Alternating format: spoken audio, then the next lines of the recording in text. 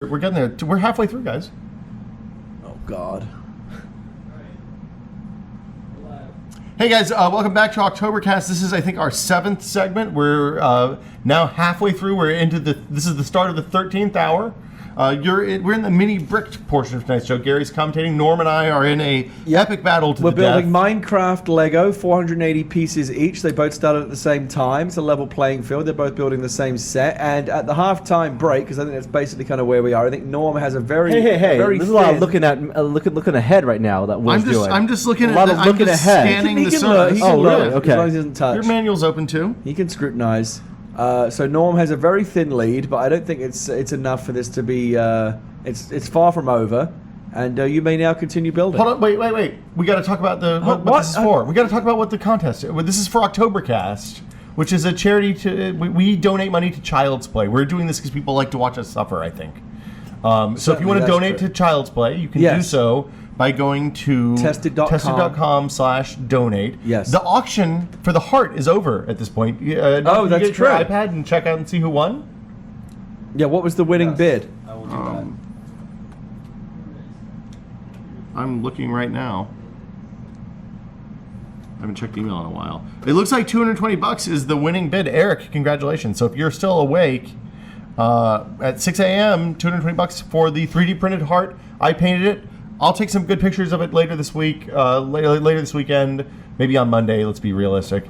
Send them to you. You can decide if you want the flawed but charming one, or if you'd rather have a, maybe a more polished second pass at the 3D printed heart. Okay, and with that, our business is over. Tested.com/donate. We have coming up at 7 o'clock the sweet release of Death's Embrace. Also, Brad Shoemaker I think we're all is looking at 7 forward to that. And then Jeff Gerstmann at 8, Darren Gladstone at 9, Adam Savage at 10 a.m. Darren is bringing a very interesting item to... I think you missed something important there. What? Well, Darren is bringing something awesome, just to be clear. Yes. Adam Savage is going to be on OCTOBERKAST. That's a big deal. It's real weird. I don't even know. I don't think we should do Mad Libs. Maybe not. Maybe we should. We've established that. Okay. You don't want to do Mad Libs, we won't do Mad Libs. Okay. And of course, Jeff Green, perhaps the signature guest from last year's OCTOBERKAST will be making. He was a very return. popular. Yes. All right. So Minecraft. We're building by the way, we have Minecraft Lego. raised so far $9,430 for Wow. Child's Play, which is pretty impressive. Does that include the $1,000 for the gun? The extra $1,000? No, it doesn't. So we're at actually $10,400. over $10,000. That's amazing. Throw the gun Fabulous. money in. You may now continue building. Thank you, sir. So we're in the second half of this process here, this little race. And I think if Norm were to win this, he could pretty much claim to be the all disciplines master of Lego, both across the long distance marathon and the sprint. But if Will were to pull out some kind of victory here, that might even negate Norm's earlier brick victory. And yeah, I mean, you could pretty much say that it's a tie overall. I don't think this counts in the greater scheme of things, and I will say that as the loser of the previous contest. Why don't you think this counts? I think that it's a. I think this is just as valid. Unholy bad conditions for a fair contest. But this is more fair. You're both building the same. We are set. building the same thing. Neither of you are being asked to, do this with C-3PO arms or anything ridiculous like you did last time. This is just straight pure clever. Lego building for speed. Oops, I knocked my hat off. And that is the key here. It's speed. Yes, Norm. Speed. Accuracy, for sure. Speed is the key. And pastries are very much in the balance right now. Brad is not optimistic about pastries. Oh, no. Aren't bakeries supposed to be open early in the morning? Yeah. Isn't that supposed to be how they work? What those lazy, shiftless bakers are supposed to do. Bakers are supposed to be up early.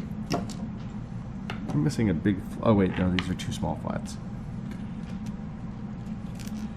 The missing pieces fear is starting to set in now. That's never what you want. I'm in the tiling phase of this build. Oh, you're doing the flat tiles Hey, so at this am I. point? Lots of tiling. Okay, so you're both on the same stage. And this is a very fast stage because it is just a lot of flat tiles going down in a certain kind of mosaic pattern. This could be an opportunity for Will to make up the little bit of ground that he's behind right now. But I'm impressed that both of these sets are coming together at a pretty decent speed. We've been building now for only about 45 minutes. I think you guys are more than halfway done. We are at about probably 2/3. 2/3, I would say.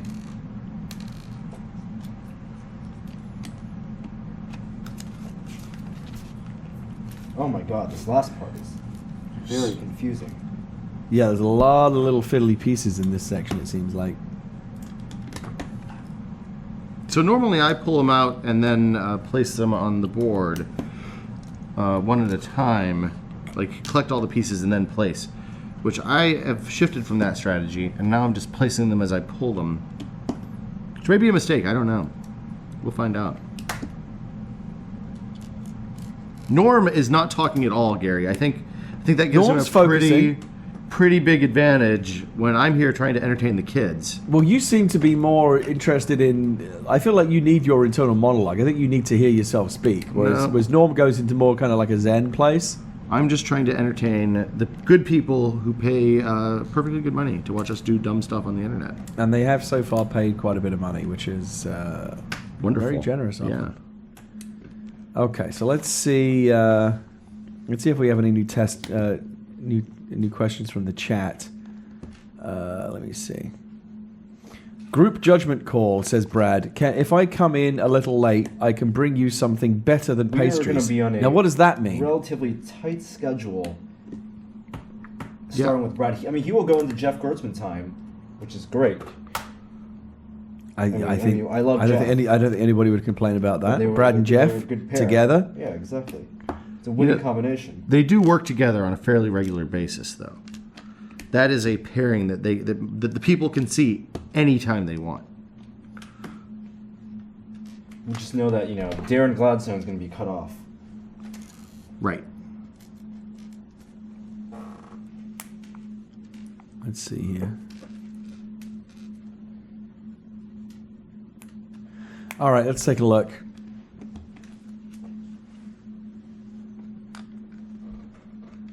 Well, all you got to do is take a look at what step number we're on. Well, I'm kind of looking at it a bit more granular than that, and I got to tell you, It's close, isn't it? it's actually pretty close. It's starting to look closer than it did earlier.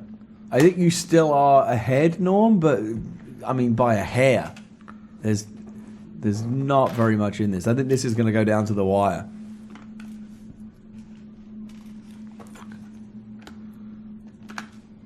I'm really glad they included a brick separator in this. If you miss a brick by a tiny bit on this, some of these flats would make it very difficult to recover. Let's see here.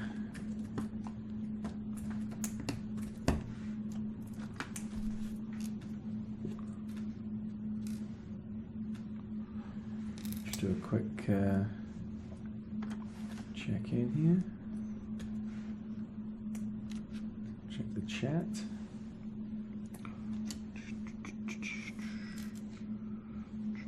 I think I'm building jungle now, it kind of looks like. That's cool. Apparently there's a UCS Sandcrawler on Kusu as well that's getting a lot of votes. That Ooh, would be I like pretty that. cool. I would like to see that. I know, Sandcrawlers are fairly kind of a uniform. There's a pretty good sandcrawler, like a custom one that somebody made that's like 6,000 pieces or something. There used to be a toy version of it that opened. It was like a playset, like it opened up and you could see inside the Sandcrawler. That was pretty rare, as I understand, right? I didn't have it, but I remember seeing it. I think a big Lego Sandcrawler would be pretty cool. I think we underestimated how many pieces 480 was. Oh, I didn't. Well, when it's this many little fiddly pieces, I think it can seem like even more than it really is. Correct, yeah. I think you're right about that.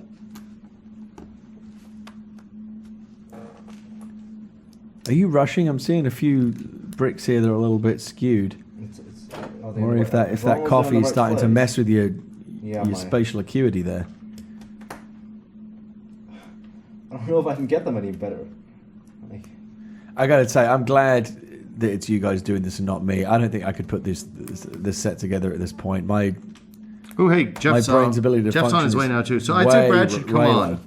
I just got my my cap on for this tree. Are you on the next bottom, Norm? the next Yeah, what? Norm's on his next Base. piece. Shit. Norm's kind of clawed back a little bit more of his lead. It seems like very ebb and flow here. I don't like ebb and flow.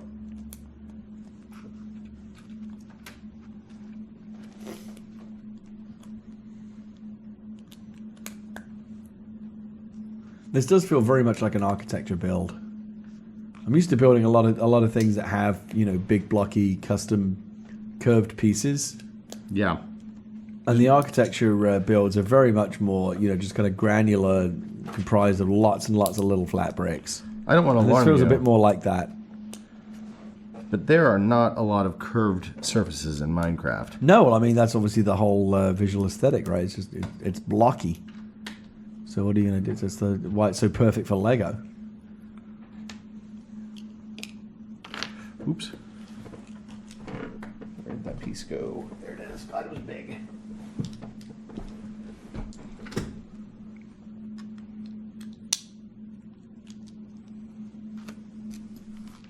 Oh no. So Yes. you're building these different blocks, these different modules. Do they all? Are they all supposed to connect into one piece at some point? I think like your city sets, like your fancy city sets. Right. There's little rods that Yeah, will, it that seems will like there's kinda rods interlock them. that are going to kind of hold this whole thing Because together. I can see like Norm's already got two of his side by side connected. So I So I guess guess not they told all- us to connect anything yet, so I'm not jumping Yes, I ahead. did at the end of the first book. Really? Aha!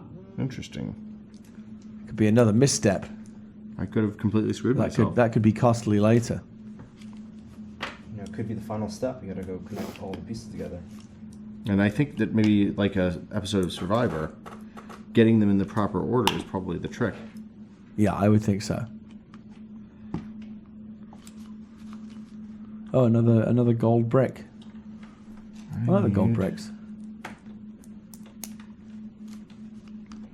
Gold, 1, 2. I think it's getting quite heated at this point. I'm really sweating profusely. I'm going to go ahead and just get that out of the way. But that can't be because you're actually worried about losing, right? I mean, No, who I'm cares, just really. I'm working on full thought power. Oh, here. okay. Like, I'm burning some calories. It's like your now. brain is really running on full power, overheating. Has Joey been doing guns for kids this whole time? We haven't been talking about it. You know, at I all? totally forgot about that. I don't know where he is on his guns for kids progress. Oh shit! I just dropped it one by one. That's bad. You've news. dropped a lot of bricks so far. I for somebody who hasn't had a whole lot of coffee tonight, I've got the fiddle fingers. Yeah, I've noticed that. I'm saving my caffeine intake for the second half, which means now. Kind of surprised that I still haven't had a cup of coffee this whole thing, this whole time. I had a couple of Patrick was here. You had a cup that you brought in. Well, of course I had a cup that I drink that every morning. That's why my nap wasn't very good.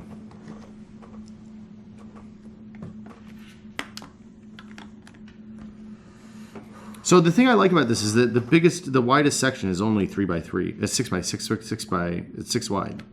Yeah, I mean, this whole set has a pretty small footprint overall. Oh, I hate the flats.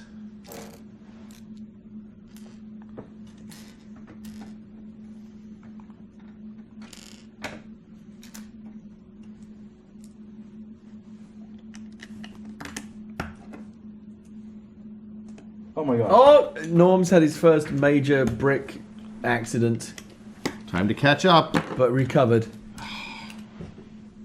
No, you know what? It's not good. What happened?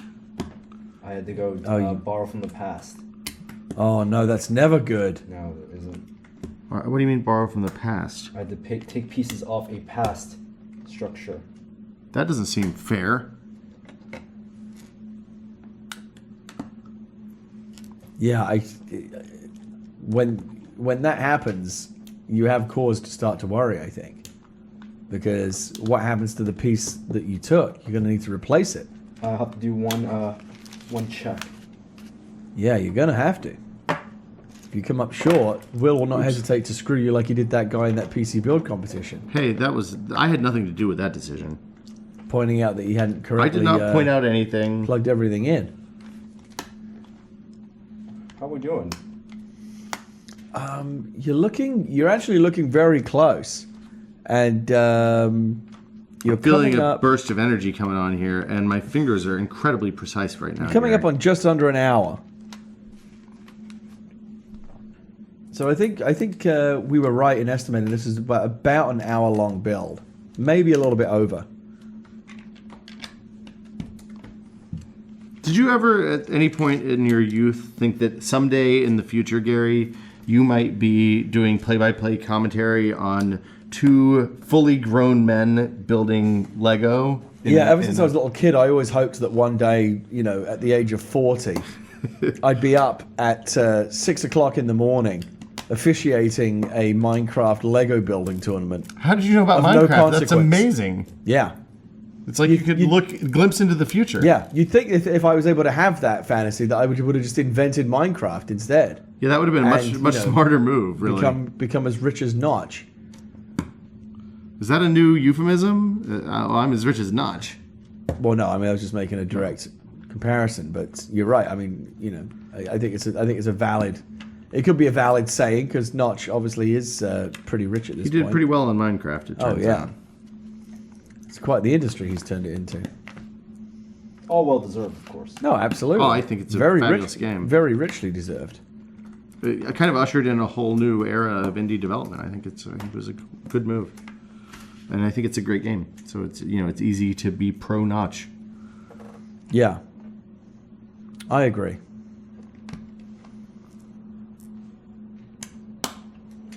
So Norm is down to, I guess both of you are really just down to just a relatively small selection of little 1x1 tile pieces here, and then a small handful of other pieces. Well, this is still a bottom layer we're building. So Yeah, I mean this this is still fiddly detail work that you're doing. So these last bricks don't come together quickly, but you're both definitely in the home stretch. And were it to be close all the way to the finish line, it could actually come down to the big moves of slotting those 4 blocks together, which Norm already has a small advantage on because he did a couple of his blocks already, and you skipped that step. I didn't realize it was a step. I'll be perfectly honest. Yeah, I think you are meant to kind of connect the modules as you go.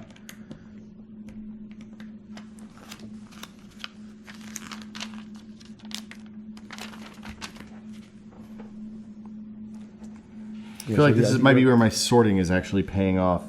Yeah, see, that's the thing. I know way. you did invest more time in sorting early on, and that could give you a little speed boost at the end here. I don't know.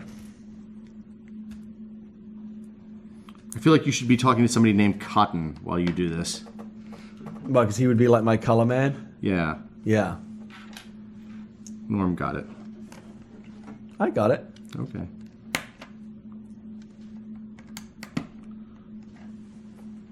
It's looking. Let's see what Norm is. Is this building? Are we building a top first on this last one? Is this what's happening here? It looks like this might be a waterfall that's coming together kind of nicely here in the end. Yeah, I'm seeing the little clear plastic bricks. Yeah. I think are some kind of. Oh, it's a house. Oh. It's a little Minecraft house. Oh, so the glass bricks are windows? It's a roof. Yeah, those are windows. Oh, okay. Maybe this is where your little Minecraft character lives. Yeah, Steve.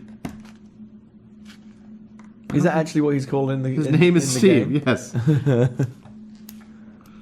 Minecraft Steve. There are Steve skins and,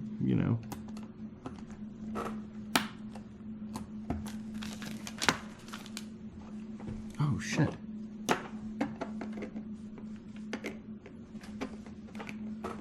Oh, let's lock it together.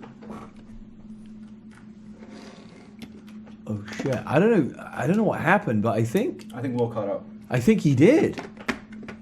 This has been crazy swings back and forth here. made a crucial mistake early. I'm paying for now. What was the mistake? I thought light rays were dark rays. Hands in the air. Wait, Well, what? I think you've got a few too many pieces left over to be able to say hands in the air. I would disagree. I'm looking. Do you think it's really likely that they gave you that many? It's with the way they do these by weight. It's entirely possible.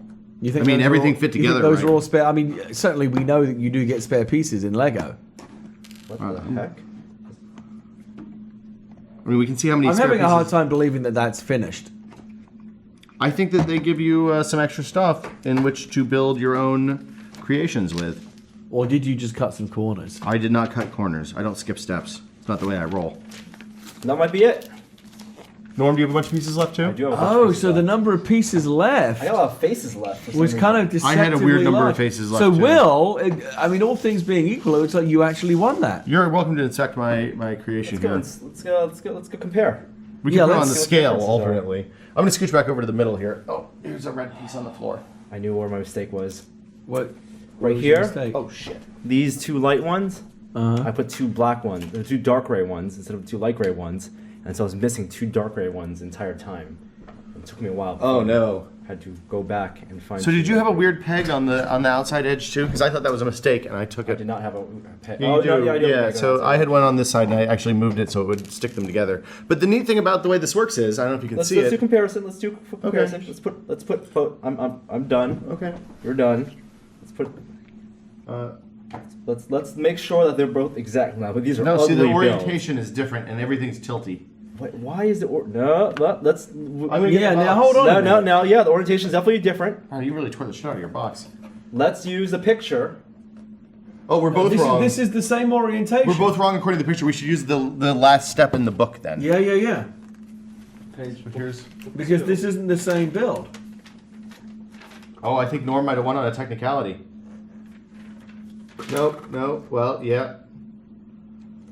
My lava one is twisted 90 degrees. I have won Yeah, you actually. on the assembly. Yes. Nope. Look Nope. at- Nope. no, Wait. Look at this corner here, in this back corner. Yeah, this is correct. Oh my god. This is correct. The final assembly of the four pieces. Wow. It was all about matching with the picture. We had all the drama. Will coming from behind And I had to finish. seemingly I had to finish. clinch victory. But made much that like big your mistake. ill-fated PC building adversary, Oh my goodness. you had actually So incorrectly built. Norman, Hold on. And we we're need a top down. disqualified. We need the top down camera. how do you Hold how on. do you feel about winning on a technicality now? We need the play by play. Now this you finished actually quite way ahead. I had about 45 I seconds think or a minute. I Half a think the se- fact half that you a suddenly minute jumped ahead. ahead there showed that's. I had no I think idea you that must Will have- was already putting. You Now, rushed it. At the very end, if you can see on the camera, this is my build. These 9 tiles on top of the house were the last things you put on top before putting all 4 pieces together. Yes, that is Top- correct. I did not realize Will was at the top of that. And I was rushing this, and as I was maybe halfway done Yeah. with the tiling, Will said hands Hold up, on. and I got freaked out. Right. Hold on. That's what happened. Yours is different than mine on the side. Well, it's because You have a different. You don't have a hole there. Hold on. Let's look at the picture. This is the picture right here. So I'm going to put that in frame. This is the final picture. Yours doesn't. Steve is supposed to fit in these gaps, and he doesn't on yours. Like there's no Steve-size holes in yours, Norm. We might be in a continue to build situation. Hold on. I'm just saying. Steve's supposed to fit in the gap. Because it's on the picture on the box. Look, the creepers fit right in hold on, here. Hold on. Here's a creeper-sized hole. Creeper. Oops. I have a creeper size hole right here. Yeah, but your holes and my holes do not align with each other. Which could be because mine is oriented incorrectly. I think all things being equal. Where's the picture? The picture on the box is On not the box. in the I want to see Minecraft Steve. Where does we gotta talk to the mics first of all. Yeah, we do have to talk Where, about where, mine. Steve just- where's the picture of Steve in the He's right there. Look, in the under the corner. Look, here? the whole point of this is that there's the creeper and there's Steve. And your holes are very clearly not Steve or creeper Look, sized. this one's a Steve one right here. Hold on, I just want to see. Let's see. Look, this one right here, this corner. Okay, that one works. Okay. What about your side hole on the house build? On the house build. On the so pull your house apart. Pull it apart. Pull my house apart. Yeah, this is a complete. We got to get this completely correct. Are we using the picture in the book? No. You can use the picture in the book, but I'm just looking at I think the picture on the thing to find. I think we should use the picture on the book. Well, you have my book? I think you threw your book on the ground. It's just gonna get like very specific. That's what judging is all about, Gary.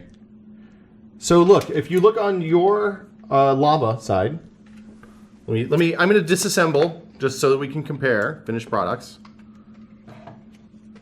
Are we continuing the build? Is the question. Well, I think we should determine if there's an incomplete on both sides. I think I need. I should have known this wasn't going to end So clean. let me see your. I'm definitely missing pieces. Okay, so it's continue to build. I want to get back in the position. Oh my god! Are we continuing to build? Yes. In which case, there's no way I can win this. But what does Will need to do? Because Will just needs to reassemble. I just have to get it right this time. Well, I mean, I don't know what that means for either of you. So I don't know which one of you has, I have has way more of a more mountain to climb at this point. Wow, we really have had all the drama now. I'm in a fucked position, is what I am. Yeah, there's no way. Never say die, Chan. Did you miss pieces like deep in like the internal structure or something? I did. Oh, you fucked up. Somebody went too fast. That's how people get hurt. This is the coffee problem. I think I'm done. Well, hold on. I'm going to go ahead and verify here since I have some time. Yep. Hey, Jeff Gerstmann, come on in. Pull up a chair. Sit Oh still. my goodness! I don't have enough pieces. What? I think I'm pretty good here, Gary. If you want to look at this, just give it the final judgment. Mine matches the picture perfectly. I'm just saying. Followed every step. Let me take a look. Worked along with the people at home. It's not real together good. Yeah, that's why I said. Here's the picture. I'll compare it to the box. The box is different than the last picture in the book. Oh, show me the last picture of the thing. No, wait. No, it was right. Okay, I'm sorry. I'm gonna put it back. Wait, to where it was come on! before. There's too much controversy. Hey, Jeff Gerstmann, how you doing? Welcome Jeff, to OCTOBERKAST. good. I'm doing great. You're here early. I am. You're here crazy early. And we're Yeah. very grateful for you because we've been holding the fort just the three of us for a while, and frankly, it has not been pretty. It's Well, you know what they say. It's like Buddha said. It's always darkest before the dawn. yeah, that's exactly it. I knew that was a Buddha saying. Just like Buddha always said. These headphones don't work. That's fine. I can turn you. Try those right there. Those are the ones that are good. You know what? I think And you should here. Bring this guy in here, Whoa, squeaky. It's so fucked up. I don't know why these. and you should levels scooch are- over because Okay. we're done with Lego stuff at this point. you know what? I got to give it to Will. I'll change Mine, chairs. Yeah. mine are not lining up. I'm signing off on that as a completed build. So the winner of Mini Minecraft is what you're saying? Is that, have I? I declare the winner of Mini Bricked Minecraft Bricked Sprint Edition for OCTOBERKAST, Will Smith. Wow. Bringing the Lego went- Bricked World Series Oh now my to God, a I'm 1-1 tie. That was an amazing turn because It's when all I was tied up. in the car, it sounded like. Oh, you were listening? Yeah, it sounded like it was all over and Well, it Norm went- had I mean, taken it. Will You would was- rotate it a piece. Will was trailing the whole way, and then he suddenly came from behind and won, and then it seemed like his build was busted, and Norm had won, and then we realized that both of their builds was busted. So we went and do a Will's was build off. slightly less busted than Norm's. Yeah. I mean, you couldn't write this stuff. Yeah, I mean that's how we declare winners around here. I mean, Less busted than the other guys. Yeah. That's what we're going for. Totally. It's just Yeah. as a I declare It's the you to be American way. slightly Yeah. less busted than the guy next to you. Ian, I think Jeff's a little hot. He's probably on number 4. So it's 6:30 a.m. How did this happen? We're halfway through. Yeah. No, And it's 6:30 a.m. Yeah, how did this happen? I don't know. Yeah. I rolled out of bed at 5. Did you travel, or did you drive down from Petaluma? or- Yeah, I did. Both yeah. were traveling, I guess. Yeah, I drove down, but I got back yesterday afternoon. So you were working off-site Yes, at yeah. undisclosed location, doing something silly, as it happens this time of year. Yeah, sometimes. yeah, exactly. It happens. Yes. How you doing, man? It's been too long. Yeah, I've been good. Just kind of hanging in there, and there's a bunch of games coming out, and we have most of them now. It's been a good year so far. Yeah, it's been all right. Like, there's been some kind of big surprises in like, well, XCOM. Who knew that they were that was the one that was gonna? I mean, yeah. Well, there was always a lot of exactly. expectation for that one, No, no, right? no, Just based on the huge- pedigree of the Right. franchise. huge Yeah. expectation. I'm just saying, I didn't. And also Firaxis's pedigree. Yeah, I mean, that just as, too. as developers, and it's. Are you surprised though, as on the one hand, I think it's great that they brought it back just as it was, only for the modern day. But it is kind of an outlier that an old school turn-based. It really was brought back as it was, just an old turn-based strategy. Not dumbed down. There's very few games like that anymore, and yet it seems to have become a hit all over again. Yeah, it's been interesting to see like kind of people pick up on it that didn't really know anything about the original game. And think about 2K has been promoting an XCOM first-person shooter for the past couple of Which years. is more what you expect to see Yeah. these days, right? Just take the franchise, but just shoehorn it into whatever genre is popular today. Yeah, and the outcry from that was huge. Just people just going like, "This isn't the XCOM game I wanted," and it was just weird that they actually said, "Oh, well, we got that too. I mean, we could show you the one that you actually want too. We could bring that out." And we're like, it all worked out. So I mean, what I've heard is a fantastic lot of grognardy gamers, kind of our generation, that remember and love the old XCOM and are glad to see this come back, that have really warmly embraced it. But do you think it's also being received as well by younger players that don't know from XCOM and this is their first time playing one of these games? I think it is. We've definitely seen people, on our message boards and stuff that are picking up the game, and they're not thrown off by like, what the fuck is this? Like, I take my turn, then you take your turn. What is this bullshit? Well, I mean, it's like there's still all the console RPGs and the kind of turn-based nature of that combat. That's true. Well, and Civ Rev and Civ 5. Civ Rev and that sort of stuff is done well on console to some extent too. So, I mean, it's been interesting to see it kind of be this kind of zeitgeist moment of everyone kind of talking about it. I think that was the surprising thing, but that it was a successful take on that game. And what is the word on the first person version? Like, it's always kind of been like the kind of the less favored version of these two games. They showed it off kind of behind closed doors at E3 for a couple of years, and I thought it looked pretty interesting. For what it was. It's kind of set as a prequel. What's this one called? This one is the one that just came out is XCOM Enemy Unknown. But what's and there's no hyphen, it's it's all caps. It's just to be XCOM. clear. It's just XCOM, the first person one. Okay. Yeah. But then some survey stuff and maybe some screenshots leaked out that paint it as a downloadable third-person game, which makes you wonder: are they just kind of like so we actually don't know what it is at this point? Yeah, exactly. Okay. It's kind of gone dark for a while now. So, So wasn't it this last E3? Was it No, the 2011 E3? Yeah. Okay. That was the last time we saw it. I think it was at 2010 as well. So they've been running it out of Marin for a really long time, and it's been dark. So the funny thing for me is that if you told me in like 1997 or 98 that in 2012, the distant future, I would be playing an XCOM game on my PC in the living room with a gamepad, Right. I would have punched myself in the face because Yeah. I would have been I was completely full of shit, and that's how I'm playing that game. Yeah, It's crazy. it's been awesome to see PC gaming really kind of adapt and change, and kind of do what PCs ultimately should be best at is kind of just however you want to play stuff, you can kind of cobble it together and make it go. But kind of, I think the Xbox 360 controller kind of establishing itself as the standard gamepad for PC has been huge. If games for Windows and all that other stuff, If Games for Windows has fucked up every other thing that they've done, which they have pretty much. Yeah, with maybe one exception or two. I mean, I've never had a problem with a Games for Windows Live game. But you probably haven't played that many of them because you missed a lot of the early Games for Windows Live days when they caught all the shit for being bad. Right. Well, I mean, what was it? Halo for Vista was the first one, right? Well, Halo for Vista was dumb, but the 2 game was. actually worked. Like there was nothing wrong with that. Right. Yeah. That game. But it's like the login stuff and patching the shell that I think people got. Yeah, and stuff like about, right? like if you don't have Fallout 3 installed in exactly the right path, then you couldn't buy DLC. Or you could buy DLC, but then you couldn't play it. That's what people get for not installing stuff in the default path. That's on them. Hey man, some of us had SSDs back then, and it's a PC, so we can do stuff. Anyway, but that's all ancient history. The controller is a huge, like the fact that you have universal controller support. When you load up an old game like Psychonauts or something like that doesn't actually support the Xbox controller, it's a big shock to have to go in and is A supposed to be jump or is it which axis is even going to work with these analog game pads and so it's been great kind of seeing that and it's. Predictable, but there are still some people out there that are just like, why would you play a mouse and keyboard overall? And it's like that mentality is, I think it's just kind of holding people back more than anything else. Just I think that's going people away. need to evolve. It seems like a lot of that is. I mean, there's still definitely some PC iconoclasts on the web. Yeah, but it seems like a lot of that kind of.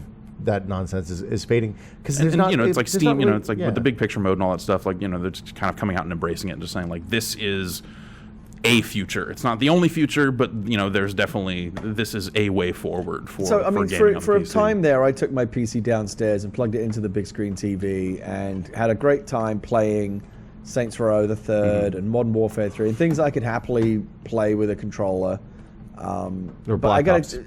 gotta tell you though, the problem was I eventually, as much as I enjoyed that, I eventually took the PC back upstairs and put it on the desktop because I never found a real mouse and keyboard solution that worked in the living room, and I still don't know what the answer to that is. The Phantom Lapboard.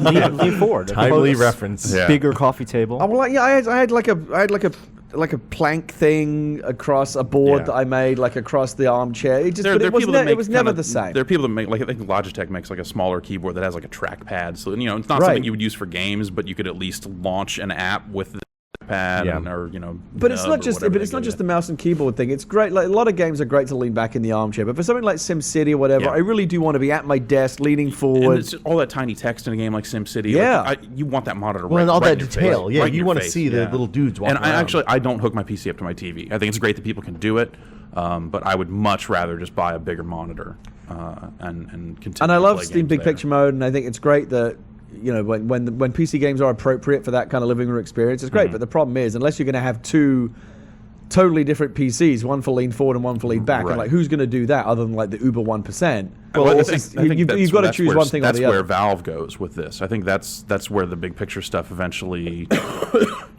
goes for them. And everyone's like, oh, Valve's going to do hardware. They're going to come out with a box that's just a PC. I think that's crazy for them to just come out with a small PC. Right. What they need to be working on is really good low latency streaming technology, so you can hook up your PC in your den or whatever and just plug a small box like an into Apple your TV Not a Yeah. long an Apple HDMI TV cable. yeah, or some Yeah. wireless solution or something like that lets people basically on get their live, PC but just in picture. your house. Exactly. Rather than streaming from a that server. I think that's where I think all that stuff comes together for Valve. So, Yeah. so the big question I have is that last generation there was kind of a PC renaissance around the end of the Right. console generation as well. It seems like that's a kind of. It didn't happen so much in the 8 and 16-bit eras because it was a different kind of gaming Right. and 3D acceleration was happening on the Yeah. PC way earlier and stuff like that. But I mean, as gaming has matured, it seems more like my big question is this renaissance a next year and a half until we start seeing new consoles, and then we'll go back to lead platform being Xbox, Durango and Ocelot or whatever Yeah. they're calling the PlayStation 4. They should call it that. Ocelot is a great code name. Or is this the shape of things to come? Has Steam made enough of an inroad and built enough of a platform that people are going to say, Right. yeah, you know what, this is actually where I want to play my games? I think that you will see some people kind of retreat back to the consoles, but I don't think it'll be as many people as you saw at the end of last generation. So I think kind of the PC is back, and there are some people that are going to continue to enjoy that experience because and they've already bought all the hardware they're going to need in a lot of cases. So I imagine that now the PC gaming has gotten a lot easier for kind of the average person. Yeah. That it'll kind of stay where it is. Well, and the cost of a it decent won't won't retract as much as it did last time. and the cost of a decent gaming PC that can drive a 1080p monitor, which is Right. what most people use. Yeah, especially if you're hooking up to a TV or Yeah. something like that. Yeah, totally. Is not it's not what it was 10 years ago. Right. At all. I mean, and if it's going to require me to maintain a good PC and all that stuff to get 60 frames per second out of my games, because I'm not confident that the next generation of consoles is just going to be everything 60 frames a second. They're going to turn on all the bells and whistles and lock it at 30 and continue down that road, because that's Most what people console don't care. developers do. But most people don't No, care. Most people don't care. Yeah. They should. In a better world, When more did 30 games would be. FPS become like, okay, that's great. We got 30 FPS. Yeah. Well, Yeah, that's not. That's acceptable for What do you a get? segment you of got the a Voodoo audience. Rush. 30 yeah, 30 FPS. right, yeah. 30 FPS with no sag is okay. I mean, that's the trick. Sure, yeah. It's not like above 30 frames a second. It's all gravy. As long when as you it's drop to constant, 22, it's when it, it's like, that's oh, bad. now there are 7 cop cars on the screen. And it's running at 12 frames a second. Yeah. It's like, oh god. all those flashing blue and red lights Yeah. cost a lot of money. Right. Yeah. So I don't know. It seems like maybe that I'm not spending as much time on the parts of the internet where people bitch about console wars, and it's also that there's kind of fewer first party exclusives this late date in the cycle. Yeah, well, I mean they're there. They just don't matter as much. They're established. It's like if you look at like what are the popular games? It's Call of Duty, Assassin's Creed, like this stuff that's everywhere. Yeah, and well, the stuff like Ubisoft Gears, isn't doing a great job with their PC ports, all their DRM and all that stuff. But I guess they've backed away from that. They're backing again, away from that the third or fourth time now. So give them a couple of years, they'll be right back on it with something worse. Now, where are you on the Wii U? That's what I want to know. I just don't think that there are any games that I've played on it that stand out and go like, oh, I have to have this. Do you don't think there's anything that like proves the concept? Nintendo Land will prove that there is a concept there, but it's a mini game collection that actually burns a lot of their use cases for the tablet and all that stuff into a bunch of different mini games. It's the same thing they did with the Wii Sports. But it's not. It doesn't feel nearly as accessible as that because it's not like bowling or throwing a ball or golf or tennis or whatever. It's natural motions that people, even if they don't play those real sports, they Everybody understand. understood, but they're swinging a tennis racket, and that was by not taking a photo. Yeah, Right. or taking and the photo taking. I think that makes a lot of sense for that sort of stuff too. But a lot of those games in Nintendo Land are stuff like. I got to manipulate these gates. It's almost like Gyromite for the NES, but it's you're rolling stuff around and doing a lot of tilting and stuff, and it's a little more abstract. And I think that you're not going to hand that to a grandparent and see them get it. You're not going to see it click for them immediately, and I think that's going to prevent the Wii U from latching on to pop culture the same way that the Wii did. That's not to say that it won't sell out at launch and sell out for a little while there, because I'm sure they'll. It's already sold out. Launch. Yeah, I mean, I already am unable to pre-order one. Yeah, but it's like you look at the lineup coming out for it. It's like there's I think that the new Super Mario Brothers Wii U is too many 2D Mario games too soon. Is it the last same one as they put out on the 3DS? one on 3DS? No, it's a different game. It's a totally new. Yeah. How many Mario? Do they have like 4 Mario teams now? I don't know. Yeah, it's a good question. It's just It's armies like of- who's out there making those But Mario is that levels? the closest thing to like the one game you would say, well, if you're gonna get it, this is what you should get with it at launch? I don't know. I think there are too many questions about like have you played these games on other platforms and that sort of stuff, because a lot of, like, Batman's Mass coming out, Effect Mass and- Effect's coming out. Yeah, let's start at Mass Effect 3. That seems like I have seen a lot of cool use cases for the screen. Like the Chase Me game and some of that kind of stuff. all that stuff is really cool for about 10 minutes. It was a lot of stuff that I've seen at events and go like, this is a really cool tech demo for this thing. I don't ever want to play it again. I mean, there are certain things, even when it's something like very basic and gimmicky. Like I was in New York talking to the for Comic-Con, talking to the Gearbox guys that are doing Aliens: Colonial Marines, and Right. it makes perfect sense that for the Wii U version of that, the screen is the motion tracker, right? That totally fits that world and makes sense that it would be on that. Yeah, screen. I mean, we're finally making good on the promise of the Dreamcast VMU screen, Right. But I kind of- finally there's a high enough res. But in the bigger, outside of the first party stuff, where Nintendo obviously are really going to try and make that stuff useful, I kind of feel like it's going to wind up where the Wii ended up, which is a gimmicky thing that a lot of third-party developers struggle to figure out how to use it, and they end up shoehorning a bunch of stuff into it that isn't really what anybody it's just wants. like, here's our instead of going to a separate screen to manage inventory, we'll put it right here and you can tap. I mean, that's Mass Effect, it's got a map and you can cast the abilities on the screen. Right. I mean, is there anything in, like, for example, like one of the big flagship games is Zombie U, right? Yeah. Is there anything in that makes you go, oh yeah, this could only be on Wii U? There's no other way this could work on another platform. There's a lot of stuff where to manage your inventory, you actually have to hold it up and do it in real time, so you can still be attacked while you're dragging stuff around in your inventory. But that's not core. I mean, it's still ultimately just a basic. Well, then a zombie jumps through and pokes through your inventory. Oh, all right. So you have to end up shaking it off. I don't know what the It actual still feels. mechanic I mean, is the there, fact but that, I mean, again, the fact that they're people already are- kind of doing gimmicky stuff like that right at launch Right. suggested to me that in many cases the well already kind of feels dry with this gimmick. Maybe, yeah. I mean, I think it'll take.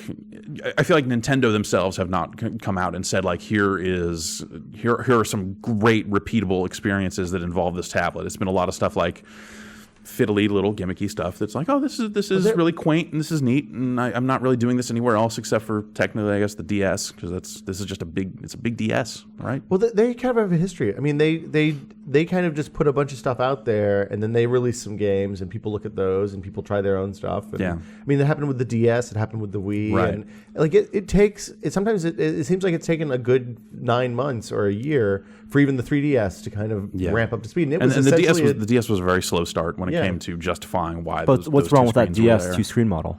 I mean, DS works great, and those games are Well, great. it's different when Yeah. you're changing the tilt of your eyes and Right. looking from here to here. Like the problems I had when we were doing the demos at E3 were literally all on looking down, looking up, like knowing when to transition from looking at the lap and looking. We also weren't sitting on couches. We though. weren't. Right. But the games that were good were the ones where you either looked at the screen all the time, or the ones where you looked at the controller all the time, back and or forth. looked at the screen. Well, You weren't I going think it's back pretty and forth so telling much. that they have to like put on the other screen, like, "Hey, look down!" Yeah. like they really have to hit you over the head with that stuff. Like, oh, right, yeah, I forget. But I mean, that also might be something that wears off over time. yeah. Once you get used to as you it, play and- more, and yeah. maybe it won't be. Like you'll get used to won't be some that big of a audio deal. chime or it'll vibrate, and you'll be like, okay, I should look. And Yeah. then we'll be looking down on our Xbox controller. But I feel like a lot of the stuff that Nintendo is showing is based around this idea of asynchronous kind of abilities, where you have 4 people with Wii remotes and 1 person with a tablet. Crystal Chronicles, man. Exactly, it's Crystal Chronicles, it's Pac-Man Versus. It's like they've turned those ideas into a full-on console. Well, and of course, people have fantasized about the possibilities of like a D&D type game, or like a dungeon master having Right. the screen. I mean, you can kind of see there are areas where the application does seem really cool, but I don't know if you can really build out a whole game library Right. Yeah. based around those ideas. Then there's also the you start getting into the capabilities of the system and it kind of having a power spec that comes in around the current generation consoles. Right, which they'll basically get about a year out of before the Yeah. next generation of PlayStation and Xbox come out, and then there'll be one generation behind again. And right? once developers stop making games for Xbox 360 and PlayStation 3, and they have to start doing custom work for the Nintendo platform again, like they do on the Wii now, I think that support's gonna dry You up. have to assume if they move enough units early on, though, it'll be a PlayStation Yeah, 2 but situation where it'll be worth doing Xbox 360 support. Yeah, and but you PS3 won't put your support. A-list developers on it. You'll That's just probably like with the Wii, it'll be like, well, we put our B team guys on it, and here's what they came up with. And, Yeah. does anyone, that's not going to lead to world-class third-party experiences. No. And I think at the core of it, a lot of those games still, you're still going to need Wii remotes. And I don't know about you guys, I'm done with the Wii remote. I'm done with PlayStation. I'm done with this. It's not. I've been done with that for a while. Yeah. If the games are there, then I'll come back and play. I mean, that's ultimately what it always boils down to with the new platform. For Right. me, at least, is if there's a game that I want to play, and this is in bullshit launch window, first 2 Right, years, yeah, whatever. When the game's there, I'll buy it. With the N64, I bought that to play Mario 64 because Right. holy Well, shit. Yeah, exactly. Yeah. I think Lego City Undercover looks potentially interesting. That It looks looks great. really neat. But I keep hearing from people like Alex played it a couple times. He said it's not. It does not feel. And good, is that a so- Wii U exclusive? Yeah. Okay. Well, given that And then that Rayman game is also Yeah, Wii it U is. exclusive, yeah. right? I so- played a bit of that at E3. It's it's a follow up to that Rayman game, so that's cool. I But mean, the like, frustrating all the touchscreen stuff. The seems- frustrating thing about the Nintendo console every year is that you may not really want it because there may not be enough.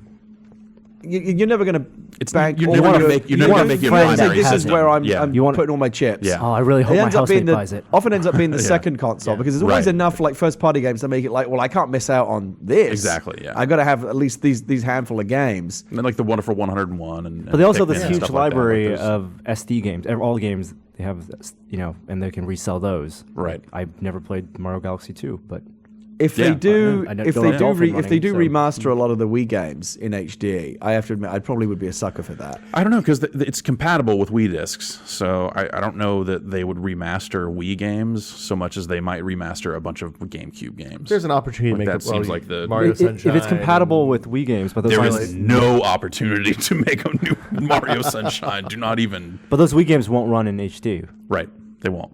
They won't upscale. They won't do anything. Yeah, so it's We've talked about new games enough. You and I both started cleaning our garage at the same time, and we went dramatically different directions. I purged an incredible amount of stuff, and you actually had stuff of value that you've been cataloging and sorting. Yeah. And have found some kind of neat stuff. Yeah, it's been a digging out a kind of a lifetime of games, game collecting, I guess.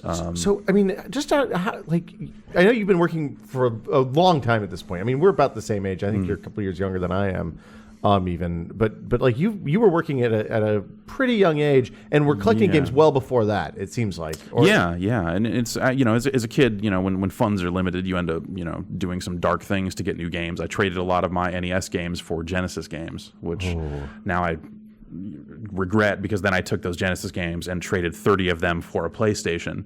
Which EB was doing at the time, like bring us 30 Genesis games. I remember the ad. PlayStation. I was like, dude, all right, this is the only. I'm not gonna play this crap anymore. Yeah. No, at the time, it was actually really difficult. Even I knew I was making a mistake, but now Genesis games are worth nothing. So it's easy to pick up a bunch of stuff. So that's actually the danger now is. Am I going to go back and actually go rebuy a bunch of stuff, which I've kind of been doing? But I mean, the thing is, there's kind of periods where there's little interest in the larger community, and stuff's available relatively cheap. Yeah. Like there was a period of time when you could go to any flea market in the country and buy a box of NES games for $20. Yeah, totally. That had 40 or 50 tapes in it, right? And the old guy chewing tobacco in the back of the flea market was always like, I got all these Nintendo tapes. Exactly. And there might be a couple of Genesis games, cartridges in there, and there's like 6 6 copies of Madden 1991. Yeah. Except for I don't think they even put years on them back then. I think it was just Madden football back then. Right? Yeah, I think it was 92, 93 is when they started. Well, and like we said earlier in the podcast, I mean, in the vast majority of cases, these games don't hold their value, right? You can pick up a lot of NES cartridges for $1. Totally, yeah. And with the exception of like very weird rarities and oddities and things that do have kind of collectible value, that is kind of the cool thing that you can always, like you said, even though you had to give up a lot of your NES cartridges back in the day, you can very easily rebuild that collection for like pennies on the dollar. Yeah, right? Exactly. So it's no regrets. I can rebuild that collection if I want to, I guess. But yeah, it's weird now.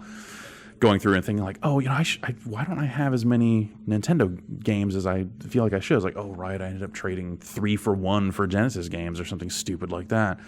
So yeah, it's been weird kind of digging back through some of that stuff. Do you feel like you can go back to those games now, though, even the legitimately like what would be considered like the classics of the NES generation, and legitimately enjoy them again today, or is it just a nostalgia trip? I think I can still enjoy them, and there's still some good just raw mechanics there. Just responsive controls, like stuff that kind of never goes out of style. And the 2D stuff has aged, especially the 16-bit 2D stuff has aged way better than early 3D. And it's come back around. Every indie developer out there is working on some sort of fake SNES game. Yeah, they kind of cheat though. Yeah, they do. They use way more colors and pixels than were. If you look at very few of them really behave in a regimented way with that stuff for sure. But yeah, it's become a style, instead of a technical limitation. Whereas early 3D, I kind of went back and played some N64 games recently, and that stuff looks terrible. It's real up and down. I enjoy watching James Rolfe and his, Angry Video Game Nerd shows, and I get that he focuses often on the games that really were bad. But man, you go back and look at a lot of the games that Johnny, it's like it wasn't we look at it like it was a golden age, but man, there was a lot of shit that came out of that generation. Keep in mind, this was when Acclaim was just pumping out garbage.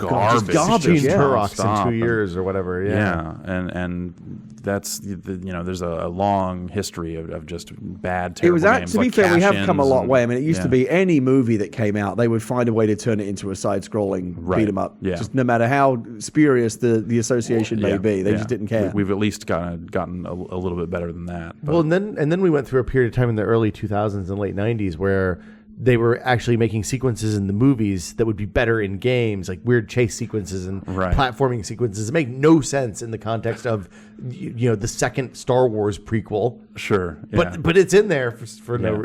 Hey, it'll be good for the game. Yeah. I mean, I feel like the Amiga and the Spectrum and stuff like that, like as they got popular over in the UK and stuff, there was a lot of weird kind of licensed crap that ended up there too, right? There was, and like I said, Acclaim was at the heart of that as well on those formats, and companies like Ocean Software. That it didn't matter like what the movie was. The Ocean Loader music was not a sign of quality, right? It was just that music itself was quality, but it was often a harbinger of shit to follow. Right. You should explain what loader music is. Games had to load off discs or sometimes tapes, and it would take a while. Tapes. It would take a while, so they would first load a piece of music for you to listen to. It's like being on hold. Yeah, and you would listen to the music, but the music was often quite decent because the Commodore 64 had a very good sound chip. Yeah, definitely. So see, I had a TI-99-4A, and when you loaded stuff off tape there, like if you loaded Pirate Adventure or something like that, all you got to listen to was the dulcet tones of what I later identified as proto-modem noises. Awesome. As it was dumping mono audio off of that cassette as fast as it could. As that became more sophisticated, they would sometimes load a little game for you to play while the actual main a little appetizer game while the main course game was loading in the background. And I think Namco has a patent to that now, because on the PlayStation 1 they would load in like Galaxian while Ridge Racer was loading up and stuff, and they ended up getting a patent for that sort of style. Yeah, as much as I enjoyed my Commodore 64 and my Spectrum, which were I think ultimately kind of more prevalent in the UK than NES and say, we had those as well, but it was really more home computers than consoles. And we liked the fact that we could actually go in and tinker and kind of code our own little things as well. They weren't closed boxes like the consoles. But man, I was very jealous of people that could just pop in a cartridge and press the button. It literally instantly was on the screen. Yeah. As opposed to having to wait 7, 8, 10 minutes for a game to load each time you wanted to play it. Did you ever get the magazines where you could type in the kind of like Pac-Man ripoffs? Yes, and it was torturous. Yeah, Those type-in listings, pages and pages and pages of code, and you'd think, well, this is going to be good, right? And what you would get, the yield would be the most basic, atrocious it was real ASCII bad. graphics game. So you buy a magazine. I spent all day typing in code for this Pay $10, garbage. buy a magazine, whatever pound pages, and like 10 pages devoted just to numbers. Right. Yeah. Yeah, And and then of course if you hadn't typed anything in correctly, Yeah. it wouldn't run. And basic wouldn't always tell you where the error. Just say there's an error somewhere in here. So he's got to go scan. There's 5,000 lines of code. So I would have temper tantrums whenever this would happen, and there were a couple of cases where my mom would actually come in and spot check and actually find where I had made horrible mistakes. Well, the problem, of course, is sometimes the mistake would actually be in the magazine, and there's nothing you could do. Then you really were correction in the next issue. Man, kids these days just don't know they're born. Downloading games out of the fucking clouds. Right, exactly. Right into their portable handheld thing. I had to figure out how to like bootleg phone service to call weird BBSs overseas to download games, and even then it was technically against the law. Phone pirating? What? No. That's what you just said. International telecom fraud is what I heard. It's out of the. You're outside of the statute of limitations. They were fun times. I had a mini tape recorder that had payphone tones on it. I had I had a lineman's headset, so you clamp to other people's lines. I had a line you were like fucking Matthew Broderick in War Games or something. Well, I mean, did you ever have an acoustic coupler? Yeah. Shit. So see, but it was a portable acoustic coupler that had a Velcro strap on it, so you could use it on payphones. Oh my god. So you would go to a payphone, play the tone, strap it on. You were a freaker. Not a good one, but you know. you were the earliest script kiddie. You were an early script kiddie. More or less. I had no idea. Just like the information had filtered down to a level. What was the coolest where, thing you ever did with that? Went out into an apartment complex, cracked open their phone can, clamped onto their phone lines, and started making modem calls from a laptop. From like an 80s laptop. No, this would have been an early 90s. So this would have been like a phone line of a random apartment 486 laptop or something like that. Random apartment building. Yeah. Dialing off their numbers. Yeah, clamping onto their alligator clipping onto somene's phone line. I had no idea that you engaged in this kind of behavior. It was super fun. My question, but the thing is once you go through all that, we had no one to call. It was just like it was the art of like, well, we had done it. Yeah, called one local number, post one message to the message board saying like, you'll never believe where I am right now, but I'm not going to say it in case this goes bad. Now, all right, quick, get back in the car. We got to get out of here. Those early pre-internet BBSs. Yeah, those are a lot of fun. So, okay, my question is, where did you learn in a world before the internet? Did you learn how to do this on like local BBSs? Yeah, text files, man, G files, T files. So, see, our BBSs in Northeast Tennessee, which I had really limited exposure to, because the nearest one was a long distance area code away, and I would have gotten severely beaten had I spent 20 minutes on a non-local exchange. Like, we didn't have that. Like, we were always super jealous of Northern California BBSs because we knew this is where the real shit was happening. Yeah. Like this in like New York, upstate New York and Manhattan and all that kind of stuff. But we just had a bunch of like porn and pirated software, basically. Yeah, which hey, Well, I mean, that what- goes a what long more do way. you want? I'm not Yeah. complaining. I mean, it was You're downloading GIFs. It's better than of- finding forest porn, Yeah, like some used magazine in a Right, in a yeah. pile It of was- dirt. it was two steps up Did from. you just say forest? Did you porn? ever, Yeah, of when you course, were a yeah. kid, did you ever like go walking in the woods and there'd just be some porn magazine in the corner? So you should walk like 100 No. meters outside every school. Yeah. Like radius. Yeah. Like how Or, like, far public how parks. A kid could walk during recess and just dig. Right. Start Yeah. digging. You would just Hide find some random porn in the You forest. would go walking in the park or Yeah. on like a little hiking trail, and you'd sit down and you'd be like, This is "Shit, like there's a it's like Evil Dead, Yeah. but the porn parody. and but the thing is, it wasn't usually Just like out there reconnoitering, just looking like, okay, Yeah. there's stones I think in there's- an arrow there's shape. porn over out here somewhere. It Yeah. wasn't like you look for the likely place, right? But usually it's just like sitting there a little bit off the What's path. it doing there. out there? How I did you get assume- there? I assume that it's like some kid who has some porn mag, and usually, just to be clear, it wasn't like Playboy or even Hustler or Penthouse. Usually, like Woods Yeah. porn was like some real super niche stuff for the early '90s when.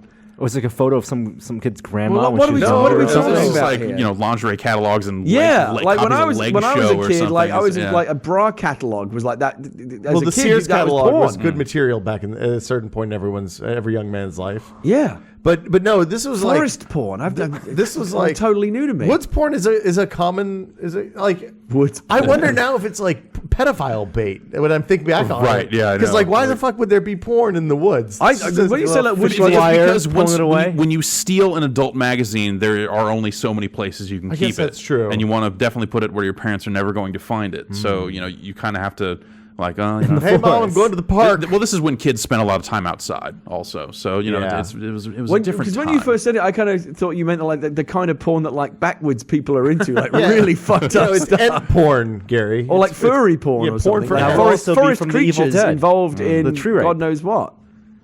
Yeah, No. that's scary. Yeah, you would just like you'd go and there'd be a like you I don't know, you'd just see some disturbed leaves. You'd be like, hey, I wonder if an animal was over here. Yeah, it's like, I'm a there Boy was Scout. definitely an animal And over then, there. then there's So once you we like discovered a that that was professional something that forest you could porn find out in the tracker? forest, would you go back out hoping to it find didn't more? destroy my life Butters style, if that's what you're asking. Like it wasn't like the Lord of the Rings that wasn't the Lord of the Rings.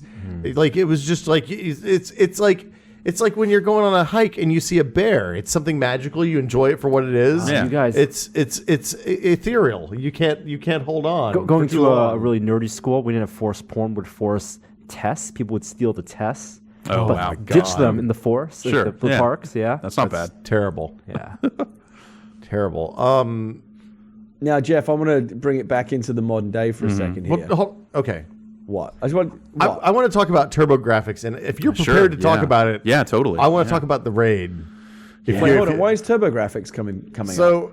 Are we just still on a nostalgia trip I here, have or there's a been- specific reason why it's relevant again? I have been spending hundreds of dollars on TurboGrafx gear. Now, over when the I past was a kid in month the or two. UK, we called that the PC The engine. PC Engine, yeah. But it was the same thing. So right? I bought a PC Engine. And I remember it was this tiny. It interesting. The European version of it was really and this that little was white, it was the same as tiny the, it little was the same as box. the Japanese version. But I think the thinking was that in the US we like it big, so Right. they had to redesign something that looked substantial. I was So it was impressed just like by the that. same This size thing that thing? actually was more powerful. It seemed to produce better graphics than the mainstream consoles, which was this tiny little thing. Yeah. And I have very, very fond memories of the R-Type Yeah, on the that was a- PC it was a engine. good ver- right? it was a That was good like version. arcade Yeah. quality. Yeah. It was The amazing. side scroll, It was the a- shooter Yeah. thing? Okay. And this crazy Japanese side-scrolling game called Chan and Chan, where you could poop Chan on and things. Chan? Yeah. Kato Chan and Ken Chan. Yeah, you know Whoa. one. Yeah, Yeah. it was this weird, it's like put it out in the- scatological. Interested. So they put that out in the U.S. So if you held down, they Yes, just you they would squat and a little and then poop would just come out. Farts would come out over yeah, and over again. It was a little So they brown didn't poop in the U.S.? They turd. just farted? It was just farting. Yeah, and there were little. Were they related? Was it I Tintin? mean, it was like in those- no, they Japanese, were so I twin could brothers. never really They were, figure it out. But I remember it was called Chan and Chan. They are. It was a duo. They were comedians, and they based this game on them. Yeah. They would So they squat did Terrence like, and Phillip. Yeah, basically. In the U.S., they renamed it to JJ and Jeff, and Okay. just put big white dude faces on the guys.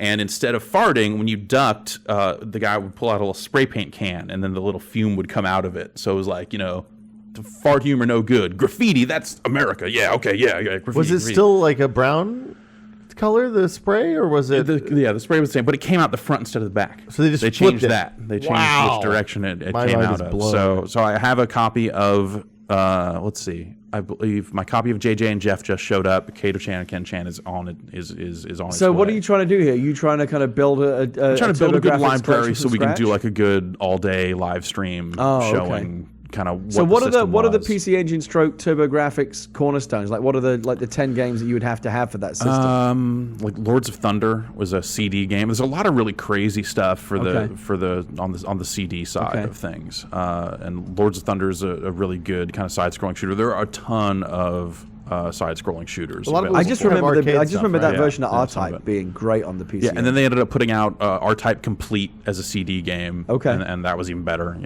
but it's a lot of interesting stuff that they, because it's a CD and they're kind of exploring the format.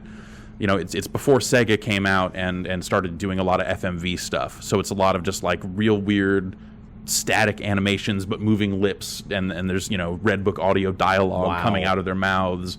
And just a lot of really crazy, like it looks really wild now because when you think of early CD gaming, you think of stuff like Night Trap, you think of kind of the FMVs, you think of Rebel Assault Myst and stuff like that, and all that. But coming out of Japan, before the kind of multimedia thing happened over here, you have stuff like Valis and just like all these just very kind of traditional 8/16-bit looking games.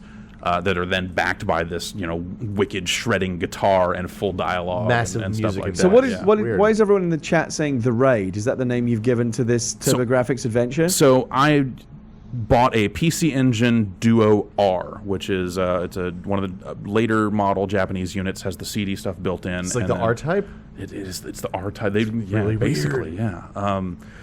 But And this is like it has the highest it has a state region of switch TurboGrafx installed in you it. can Yeah, get? so Okay. basically, I've gotten it to a point where I can play anything except for Super Graphics games, but we won't get into that. There's always a deeper part of the I know. hole. You can to go always in. There's always go one deeper. other You can level always that you go can't deeper. quite get to. So it was $75 to get that thing shipped from Japan. Okay. It's a lot of money. How fast do you have that? Is that like on a boat or is it on a plane? It was or like is- EMS Speed Post or Wait, something. and that's just the shipping. That was just not, the shipping. Okay. Oh wow. Yeah. Okay. So these things are they're that rare. Well, this one was in super nice shape. It had a new lens in the CD drive, and the guy had done custom work to it. And where did you to- find this, to play. eBay? eBay, yeah. Okay. So eBay shipping prices out of Japan, too much. eBay prices, generally speaking, too much. And I haven't been to Japan since like 2008 we went. So I'm thinking it's about $1,000 for a plane ticket to Japan. You figure like a hotel room, $200 a night, somewhere around there. I'm not sure I like where this is going. I It's bet starting to sound kind of nutty. If I'm there for about 48 hours, I can spend enough money to save money. So you On can buying you can games. so you can Buying, save yeah. How much save- luggage? Hold on. So- Hold on. Wait, so you're No, we gotta this explain is almost this. like Kramer trying to do the bottle deposit thing from Michigan. Where you drive all the bottles to Michigan and get 10 cents What- on the return. So I wasn't entirely sure I understood the concept here, but I get it now. So you're said saying you can save so much money going to Japanese used game Yeah, shops. exactly. that you Load up. You can save the cost of the ticket. Yes. The cost of the hotel room. Cost you less than the shipping all the games would have cost. Exactly. And now, is this an estimation, or are you fairly confident you can actually make that math add up? I think I can make that math add up. How many games do you think the So are you? So this is lot. the raid. This is what we're talking Yeah. about. It's like It's a in and out, man. like a Just- heist. Just boom, boom. Go out there, get some beef bowls, hit up an arcade, hang out for a little bit. And of course, if you were to do this, you'd have to document it. Exactly. That's So this would actually be content. Yes. And Yeah. therefore, CBS would pick up the tab. that is the See, now the that's math really long does add con. up. That's the long con. Wait, what's that? The long con on it is to, That's to get them because to now to the pay numbers for it, suddenly yeah. do make a lot of sense. But I would not ask the company to pay for the old games because I don't want them to own them. I want to own them. Right. So well, no, clearly you're just providing the startup Exactly, capital yeah. for an adventurous video to Exactly. happen. seed How much money. scouting are you gonna have to do for the I know where the shops? shops are. But how about inventory? They will have the inventory. There's stores like Super Potato and stuff like that that are Okay. it's like a 2-block radius in Akihabara. It's not like someone's gonna get wind of this and like charge the jack up the prices. Well, so that's the thing is, we used to go over there. I used to go to Japan for 3 weeks out of the year because there were 2 TGSs and there was Space World. And now there's only just 1 TGS, and now oftentimes that's not even worth going to. But whenever you would go over there, the prices would definitely get jacked up. Oh, okay. They're like, white people coming. Let's take them. Oh, around the time of the convention? Yeah. Okay. So we found that if we went in a few days earlier than everybody else, we could actually get there before they had raised the price. I mean, I like it, not just because maybe the numbers add up, but because, like, in itself, it's a caper, right? Yeah. It's something you want to do. Yeah. It's a story you get to tell. So that's, when I was at my deepest levels of depravity. Paint us a on word this picture stuff. here. So- What time was this? What How was long your have you been mental thinking state about this? What were you wearing, Jeff? Well, this is just, I've done pretty much done this before. Okay. But I haven't really worked out the math prior to this. So what I would do You did an impulse raid. is I had, and once I had been to Japan a few times and kind of got the lay of the land and knew what sort of damage I could do personally and professionally, I would bring luggage that was one suitcase full of all my clothes, and then the next larger suitcase around it, empty. And if we're talking about PC, we're talking about TurboGrafx games, right? That's Because those primarily- games are yeah, just they're basically tiny. cards. They- I mean, they're there's CD, nothing to them. They come in CD jewel cases. Oh, okay. Properly. But, I mean, it's so just- it wouldn't just be that. The raid's It would not be- purely about Yeah, TurboGrafx. it would be. I'd probably get some Neo Geo cartridges. I'd probably And those are buy huge. a bunch of. Yeah, those are. Those Fill are out some bigger than Famicom, VHS tapes. Super Exactly, Famicom yeah. stuff. So you need to so- figure out weight, luggage space, the financing. I mean, there are a lot of variables. So I've spent in a week in Japan. I have already spent $3,000 or $4,000 on games in a week, and filled up that large. The larger suitcase. Yeah, the larger suitcase. And all the game stores that you would hit are all, I presume, concentrated in one area. Yeah, more or less. If you start to explore, apparently like Osaka is actually the spot for that now. Den Town out there is kind of like the new Akihata. Giving away all your but secrets, man. I don't know if you might want to play these cards a little closer to the There chest. is an infinite number of those games out there, seemingly. You're saying it is there. The well is deep. Yeah, exactly. Like, there'd be cases where we would go out there and we would buy, I was buying like a twin Famicom, which has the floppy disk drive built in, and all these Neo Geo games, and you'd come back 2 days later and all of it would be there again. Wow. Like there's just. Did they just sell that much of that stuff in Japan that like every household had a Famicom and The Famicom, the penetration on that was huge. Yeah. Okay. But you go to a place like Super Potato, which is kind of like Super Potato has taken a lot of the fun out of this, because before I knew that existed, you would have What to is go. Super Potato? It's a used shop. It's just the Okay. name of the shop. And it's 3 floors. That's a great 2 name. I floors. love yeah, it. It's outstanding. it encapsulates the entire experience Yeah, of what I so- imagine buying used Right. games in Japan is. Yeah. So before I kind of knew about that place, or maybe before it existed, you would have to dig in back alleys, and you like, oh, well, I know that if I go up this tiny elevator, I know the 5th floor of this place has weird stuff, and you'd stumble upon the import shop that's selling U.S. games. You'd be Okay. like, oh, they got Jaguar games for $300. What the hell is this? I got to get out of here. So I have to- hold on, wait. If you can do, I got another level. all here. right. What if you spend some time hitting flea markets and used game resellers here, find out what's hot in Japan now, Bring in it over there. advance, Yeah. and you make it a switcho change-o. I think they only want the stuff that's super clean and sealed, and, Oh, you and think wasn't it's released fetishists, there. So not so gamers. you'll find like a copy playing of like Spider-Man Maximum Carnage for the Genesis for hundreds of dollars because it Wow. wasn't released there. and But clearly they still. don't want to play that game. Yeah. It's like a lot of the U.S. stuff that goes for a lot of money over there is garbage. So, all right. So, I Okay. mean, it all sounds fantastic. What is the probability that you will actually go through with this? 100%. It's a lock. You're going Yeah. to do it. I So you're saying even if there's no CBS funding, you're Totally, going to go on natural. Yeah. If Just it, you and Vinny hopping on the plane. something like that. Yeah. And you're going to making shoot it on happen. 48 phone hours cameras or something. That's Yeah. that's the time frame. So now- one night. Something like that. I mean, 48 hours, 72 hours, whatever it ends up being. I mean, it every definitely night you has add, like I a don't, whole. I don't need a lot of time. You want to to give do yourself this. a time frame to kind of create that Mission Impossible kind of Yeah. vibe. Yeah. Right? It's like you got to get Yeah. in and out. The math doesn't work if you add more nights. So my next I question mean, is, it might be like one more night to actually just hang out and do stuff and not shop for games or something like that. But there's, if we're gonna go, Positive externalities. Are these places open 24 hours? No. Okay, so it's like a normal business day type situation. Yeah. And you're going to land probably in the wee hours of the night. You or early end up one landing morning. like around 4 p.m. Okay. is usually when you'll leave like a Monday morning at 9 a.m. and get there Tuesday at 4 So p.m. or something. so that means you have that first night. You're not going to get anywhere you can do any kind of damage before stuff closes. and you're a wreck when. And are when you yeah, going to have a flight very too, so- specific So that's your list hotel of room things night. that you want to come Okay. away with, or do you feel like you might go there and just discover things when you get there? The idea is to kind of just discover stuff to some extent. I mean, there are things that I'll have in my head of just like, it'd be really great to get these TurboGrafx games, and I'll buy Samurai Showdown 2 cartridges for the Neo Geo all day long because they're like $5, and what if mine breaks? I already have 2 of them. Yeah, but Just in 2 is case. never enough. Exactly. Neo Geo cartridges aren't Yeah. like the one thing that will survive the apocalypse. Exactly. pretty So much. it's Super Potato. They actually have a throne built out of Famicom cartridges. When Famicom cartridges are a lot smaller than Nintendo games, they're more like SNES? Yeah. Okay. Well, they're smaller than that even. Oh, wow. So they've built a throne out of them. Like, what if I could build a throne out of Samurai Showdown 2 Love cartridges? How a cool would throne that be? of cartridges. I mean, Yeah. that would be awesome. Yeah. So, okay, so there's some other ways that I immediately, just from an outsider's perspective, I can see to improve the impact of the raid. Yeah. What if you take clothes that you're comfortable leaving in Japan? That gives Yeah, you double the exactly. storage space. I have definitely left all my socks behind before. Okay. Just Well, like the clothes also work as padding. yeah, For shipping. Yeah, they do. Yeah, protection. But I always wondered, like, what must the maid think about Americans or something like that, coming into the room and just seeing a mountain of socks in the middle of the room, just like it's my shrine to the sock god. Right? Yeah, it's done some dark things. Bringing stuff back from Japan for sure. We bought airsoft guns over there and brought them back. What's the customs situation when you're bringing a toy firearm that actually fires plastic pellets? They don't paint them in those stores. Yeah, they don't paint them. They don't paint the Yeah. tips. So that's why you want them. Exactly. So we went over there and we didn't even know these guns existed, and we came to find them. I was like, well, we got to get.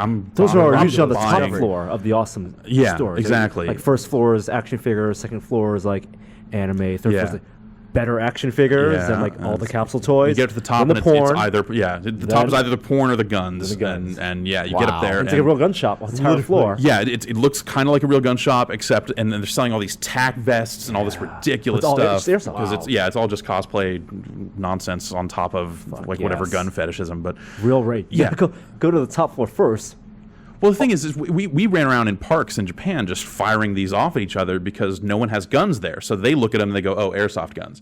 Whereas if you do that here, a very different outcome. You're going to get shot. Yeah. That seems really scary. Yeah, Like, of so- all the dumb things you can do, running around with airsoft guns that don't have the painted tip. Yeah. Just running around with the painted tip is a dumb thing. Just be clear. Yeah. Don't Okay, do this, The kids. pro tip for if you buy them from Japan, come here, use like just masking tape that's colored electrical tape, Right. colored electrical tape. Well, so we weren't clear because if it was technically classified as a replica, you wouldn't need to paint the tip. So, and airsoft guns really hadn't penetrated in the U.S. at all at that point, so we weren't really sure.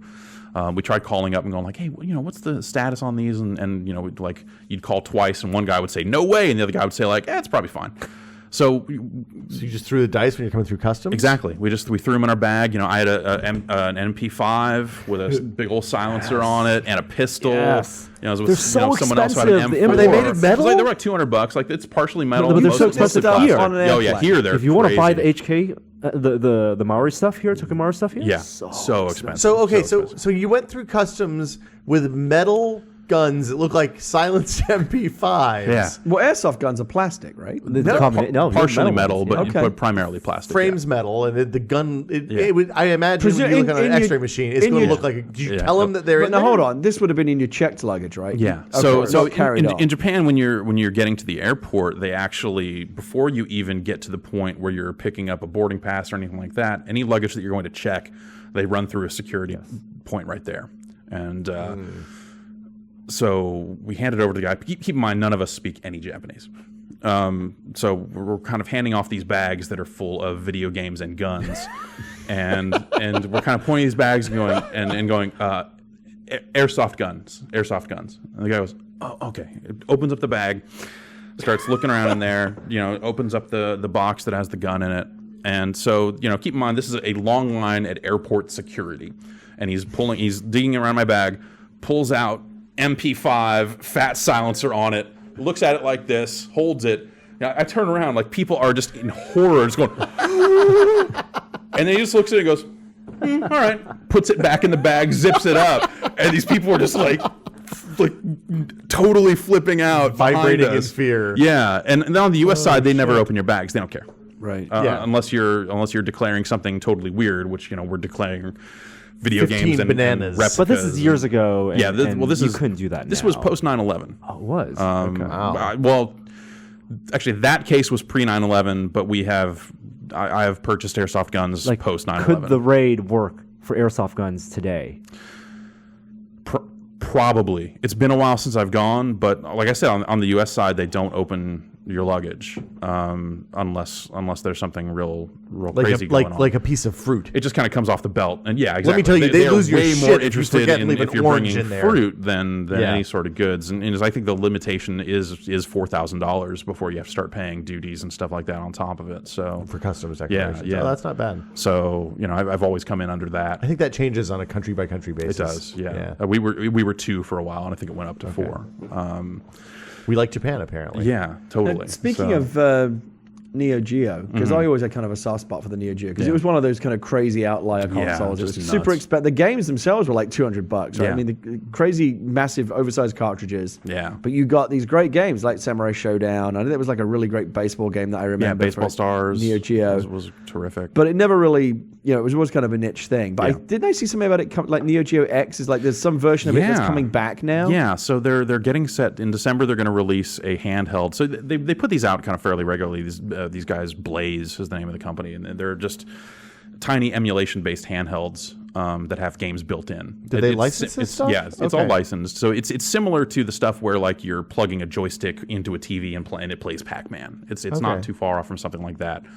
But they're replicating the controllers and stuff, or kind of? Sort of, yeah. So it's primarily a handheld about yay big, with kind of some sort of duplication of the Neo Geo. They did have a gamepad for the home system, and it has 20 games built in, and then they're going to sell additional games on physical cards. Like SD cards So- or but something? it's Like it's just a proprietary handheld. SD cards. Weird. So it's kind of just a handheld that emulates Neo Geo games. Okay, that's not as interesting as I thought. They It were is. somehow like really bringing back the original. So the console other one. part of it is that you can buy it with a shell that is shaped like the original console That's what and I've seen. dock Okay. this into it. It doesn't dock through the cartridge port because that would be too cool.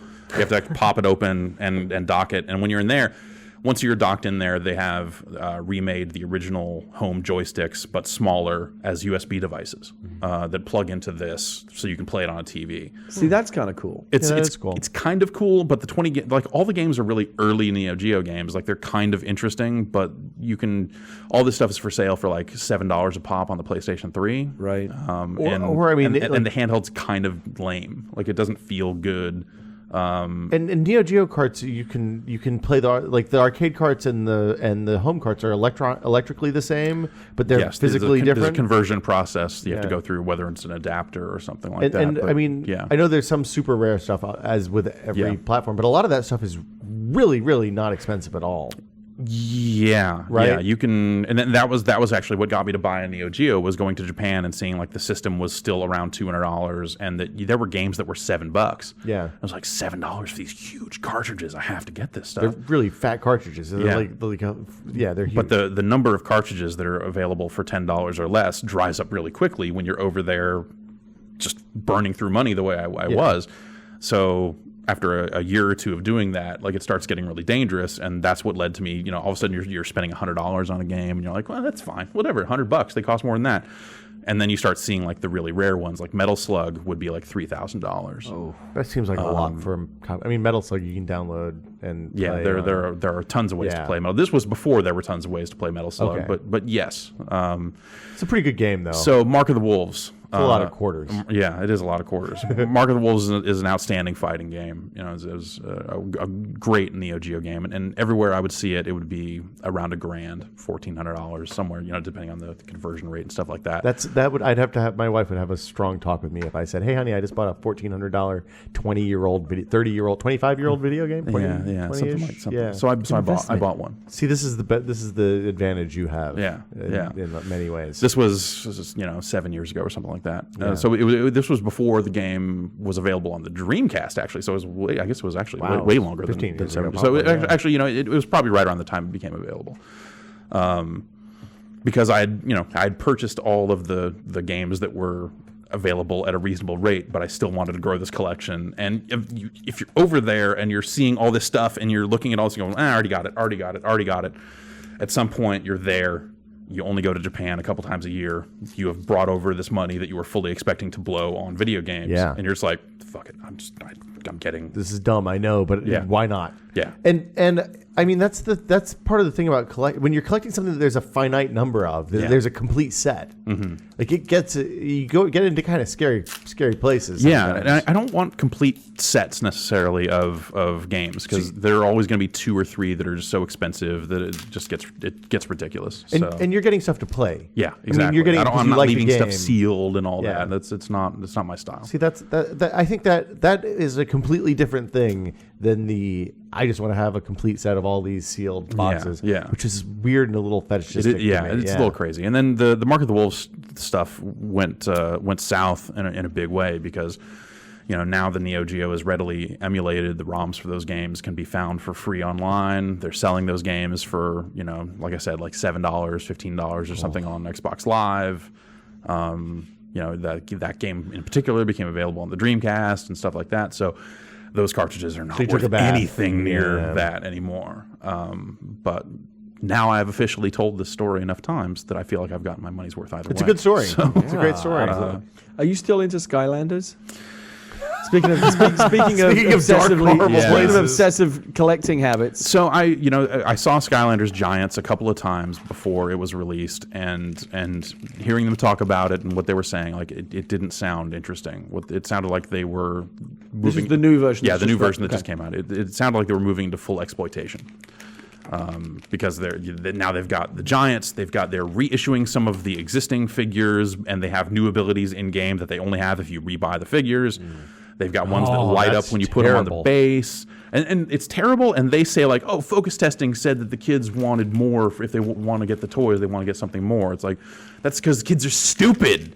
What the kids really want is their existing toys. Their existing toys still work, but they won't get as many abilities as the new ones will. Yeah, I'm sure that they focus tested killing Optimus Prime in the first 5 minutes of that fucking movie, and everybody was cool with that too. Because hey, new Transformers, but the parents not so cool. I bet. So, like, have they finally fixed the thing where the super rare silver and gold ones aren't silver and gold in the game? Because that really bummed when you got the crazy rare thing. I was like, that's gonna be silver in the game, right? No. I don't know. I don't know that they've issued any super rares. The existing ones won't because they're just the exact same toys repainted. But I suspect that they have prepared the game to be better about those rare things. Okay. I'm not sure one way or the other. Is this a money pit like a lot of these collectible? So, like I said, at that point I was kind of uninterested. I felt like I was kind of off the bandwagon. Like whatever, we'll see. It had run its course. It has run its course. I'm potentially interested, but I don't know. And then I was out getting breakfast near a Target on the day that it came out, and I was like, we should just go over there. Now that is the thinnest excuse I've ever heard in my life. I wanted food. There was a Target. I mean, there was Target everywhere. You're getting breakfast at Target. There was like a Target that had like a cafeteria. It was near a Target. What is near? Like down the street? Within 10 miles. And to be fair, when you are in close proximity to a Petaluma. Target, it is hard to avoid just wandering in just to see what's up. Yeah, now we have that option in San Francisco. Watch a movie at the Metro. Excited about that. Go upstairs. So I went in there and felt like because I had not requested a review copy at that point. But you didn't go in there with Skylanders on your mind. I went in there definitely with Skylanders you did? on my mind. I was like, at that point while I was eating, I was like, well, I should just go get a copy and probably buy some of this stuff. So because I knew I was going to be in the office the Monday after it was out, and then this was last weekend. So I knew I was going to be there on Monday and then out the rest of the week. So if we were going to do any Skylanders coverage, it would have to happen on that Monday. Otherwise, it would be kind of too late. So after we walked out of Target, I said, well, there's a Toys R Us up the road. We should probably just go there too. And so this thing came around? Yeah. I'm with friends of mine who are like, what the fuck is... All right, fine. So that was another, $350. Also, I'm kind of impressed there's still a Toys R Us up by you. We don't have them anymore down here. They're all gone. There are a couple north of the gate. Turned them into Babies R Us's, which is that's not the same. Not interested. So yeah, I ended up buying kind of one of everything I could find, and we ended up producing that video, and that's that. But I just don't think the game is as good. The changes they made to it are not great. They kind of added this board game that I think is kind of lame. Like a Mario Party style board game, or like a Settlers of Catan style board game? You're playing tiles. I've been told it's really similar to Carcassonne, a board game that is crammed into one of the Final Fantasy games. Do you think it matters that much though to the real target market, which is like young kids that want to collect this stuff? Yeah, maybe not. But I mean, both spots were very active. but there was plenty of supply as well. Yeah, because last year you would see Just those bare Skylanders shell. things, and it looked like a tornado had been through there, and there'd just be like a UPC code on the floor, Yeah, yeah. and a thing that said Skylanders that was literally crooked Yeah. because so many people had like scrounged over that. Exactly. So Yeah, it becomes that thing where every year there's Tickle Me something that Elmo. people are gouging each other's eyes out to get. and this was 3 Whether hours, it's 3 Beanie hours after Babies opening, or- and there was still kind of everything there. That's great. But there were a lot of people there. Commercials in front of movies. Yeah. So that's how they got. And they Were ended you up, there when I did? When I said they were so sad? We watched them. I can't remember what movies we went to see. It's one of the movies you got. Transformers 3 or One of these something, shitty. right? It must have been because we only go to see shitty movies together. Yeah. It was Transformers 3 or something like that, and they had this big, not feature length, but like an extended commercial for Skylanders. oh yeah. And it was like they were living creatures, Mm-hmm. and then some magician comes along and like zaps them all into these figurines. Yeah. And they get And I sent to actually Earth. said out loud, "That's how they became toys." Yeah. Like That's the myth- like, how oh, they the became mythology And makes you sense put to me them on now. the portal, and you're sending them back to the Skylands. I know. I had. Yeah. I mean, I didn't buy anything, but for a minute there, I actually was suckered into it, like Yeah. in exactly the way they wanted me to be. It's weird that they haven't exploited it as a cartoon or any of this other stuff. Yeah, it seems like You know, that's it's- waiting to happen. Yeah, they've kind of kept it in the game, I guess, which is maybe a little. Maybe weird. I guess Bobby they put out a Kotick wants to book. like preserve the integrity of the franchise and not overexploit it. Yeah, that's probably what. Do they need to? Yeah. Do they need to make a cartoon out of it? Isn't it Maybe not. It's not about damaging need. enough as Yeah, it is? maybe not. It's But not about need; it's about want. Yeah. It's about wanting money. But I feel like this time, I mean, they've put out so much stuff alongside the launch that it seems like that they are just like realizing, okay, we got to get this money while it's available. Ladies and gentlemen, So another special guest Bradley's has just Shoemaker. arrived. Yay! Mr. Brad Brad, Shoemaker. You need to. I don't know which headphones those are. Jeff, can you help me figure out which like see if there's I'm a gonna take noise an coming opportunity to out of grab them. a drink. I have to get I some. think there What was was it? no Or noise coming out of them emergency? I earlier. couldn't find it. I don't. Where's the emergency? It's in the closet. It's not. Do you know what the emergency assure is, you. Joey? I couldn't find it. Yeah, just use the other ones. That's fine. Do those work? Do you hear anything out of them? I swear Hello, I we're saw it. testing. That. Oh my goodness. Sorry. Hey Brad, how do you like the Microsoft Surface? Oh wow! Hey, We can make more noise come out of this one. I think that might be. No, Gary's over there. that's me. That's you. Oh, Yeah. sorry about that. So that means by process of elimination, this one has to be Brad, and I think it might be a bad connector. Norm, while you guys talk about things and Yeah. stuff, I'm going to go grab an adapter. All right, if you can find the emergency, that can would be grab you great to some have emergency. as well. Yeah, if you get some, let me It's in the. It's Yeah. in the. I looked in the I'll go little around cabinet. this way, Brad. Maybe it's there, it's hidden in the back. How you doing, Brad? good. Looks like you brought some loot. Feeling chipper, yeah. What have you brought us? That Pork looks- buns. I'm not sure. I'm not sure if that mic is on. Is it? You went to get dim sum. Where do you get pork buns this time of the morning? It is on. It is on. Never mind. Just Yeah. you have to get them I have on a lot it. of things to say about dim sum. Yeah. Where do you find I dim had sum a this time feeling of you the would morning? render some That's opinions crazy. on that. I would What's I that? definitely have Where do you find opinions. dim sum this time of the Block morning? from my house. Holy As shit! I say, you live where you live where it is. I live where dim sum lives. Yeah. Did you go cross Gary on the other side of Gary? Clement. Clement and yeah. 6th? Yes, actually. Wow, I have a depressing story about that place. Oh no! Wait, Yeah, let's not hear it. Which we one? want I to think eat the there's like food 2 or from 3 Is there one around on the there. corner? It's not quite on the corner. Okay, no, then my story's not. My place. Okay. My story is about the place on the corner Is it? because it is right by the mortuary. Oh no, definitely not. Okay. Definitely not that. All right. Did you go to the place that's well known for having extremely cheap dim sum? Well, that's all of them. Good. Do you go to Good Like- Luck Dim Sum? Joey goes to Good Luck Dim Sum where he can get, like, if you go to the Yelp page for that dim sum, it's all about people like showing off their photos of like, look at all this dim sum, $4. Like the next page, like, look at all this dim sum and a soda, $3.85. A dozen buns cost me like $13, so I'm going to say this is high class. So those are the pork standards. buns. What's in this other box? So 8 pork buns, and we have what is called a combination chicken bun. Is it a cocktail bun? Maybe. So It's got, they have. it's got like roast chicken, no. Chinese sausage, an egg. Oh, I might be and more some interested in mushrooms. That sounds fantastic. I do not like barbecue pork buns. No? I'll eat all of it. I'll just hand I this love box to barbecue Jeff, pork. then, I suppose. Yeah, I guess I'll But I just. do not like take care of barbecue pork this. buns because I think it is. away from the microphone. I'm gonna These be, are also the look like they're the steam buns. Steam they- buns. Those are huge. yeah. Eat up. Wow. They were actually out of steamed pork buns. I got the steamed combination, but So this is combination. yep. Okay. I'm gonna I might have send that one, one. send one down What's in there. there? Those are just pork buns. Oh, okay. I'm looking for some vitamin C right now. All right. Do you want it or not? Oh, no. God, sorry. This thing is massive. These are sizable. How much Yep. was one of They're these? huge. It's like $1.40. Oh my goodness, Yeah. it's a meal. All 4 food groups. There's an egg in here too. Yeah, I don't know if they hard boil it before they So put it it makes in there. it kind of a I breakfast can't have a bun. Yeah, hard-boiled kind egg. of. No Oh, man. hard-boiled egg. Really? I don't need to know what's inside. Just Gary, I eat need it. the review. It's a hard-boiled egg. Oh, fuck that shit. Oh. Can't do it. It's good. Well, I got nothing for you. Jeff, can want- you want one of bite these? that bun? Let me know what it's like. Excuse me. All right. Is it a barbecue pork bun? Yeah, it's Xiao Su Bao. Oh, I don't like that. I don't What? like that. Cole's coming All right. back. Call yourself Chinese. I don't like them.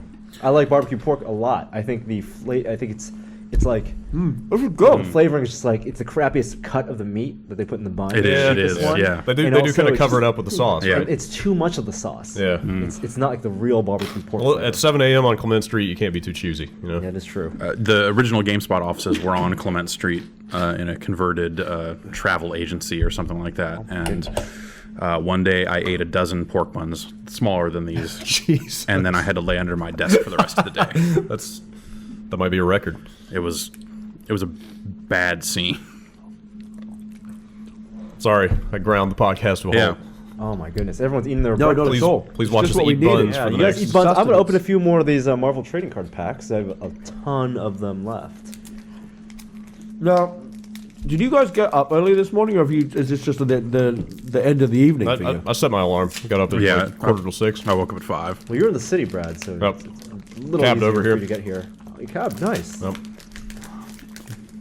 Yeah, it was, Club goers are parked outside your office right now. Though. yeah. Really? There were definitely like limos and weird stuff up and down this street. And when I was getting here at 5 or at 6ish, there were I'm just so glad there wasn't a Giants game yesterday. there was a guy handing out sunglasses out of a box. It was a weird scene. I don't know. There was a couple having some kind of moment. Wasn't that Matt Rory last year? It might have been Roy. I don't know. There was a couple having some kind of moment in a Mercedes right in front of your office when I walked in. So Classy We moment. should get these cameras out there then. Wow. I'm going to use this moment for Station ID and to let people know if you're tuning in that this is Octobercast. And also, Joey is doing. He's Oh, there's awake the now. push-ups. There we go. Guns for Kids. Hashtag Guns for Kids. 1,000 push-ups over 24 hours for charity. We do have an official counter on the right side. I can't. Yeah, what are we make up it out to? right now? The chat I might wanna have say to it's tell close us. To, it's got to be over 600 at this point. Yeah, he's really closing in on it. Wow. And Joey said he was feeling a little tired at maybe 3 hours ago before we started doing Minecraft Lego mini bricked. Joey needed to do push-ups at a rate of 31 per hour with about 15 hours to go, but he skipped a couple hours taking a brief nap. So I don't know how he's feeling right now. He's got a His deficit. muscles must be pretty sore. What does that count, chat? Chat needs to tell us. 627? 627. All right. All right. So he is well on his way. Hopefully by noon today, with 6 hours to go, he'll The be pace has slowed down, Yeah. understandably, He'll but be he's still close. got plenty of time to finish the last plenty few. of time. Yeah, at this point, he could do like 20 an hour, maybe 10 every half hour, Yeah. and still be okay. Still kind of get there. Yeah. How does Sparkle? I couldn't do 1,000 push-ups in 24 hours.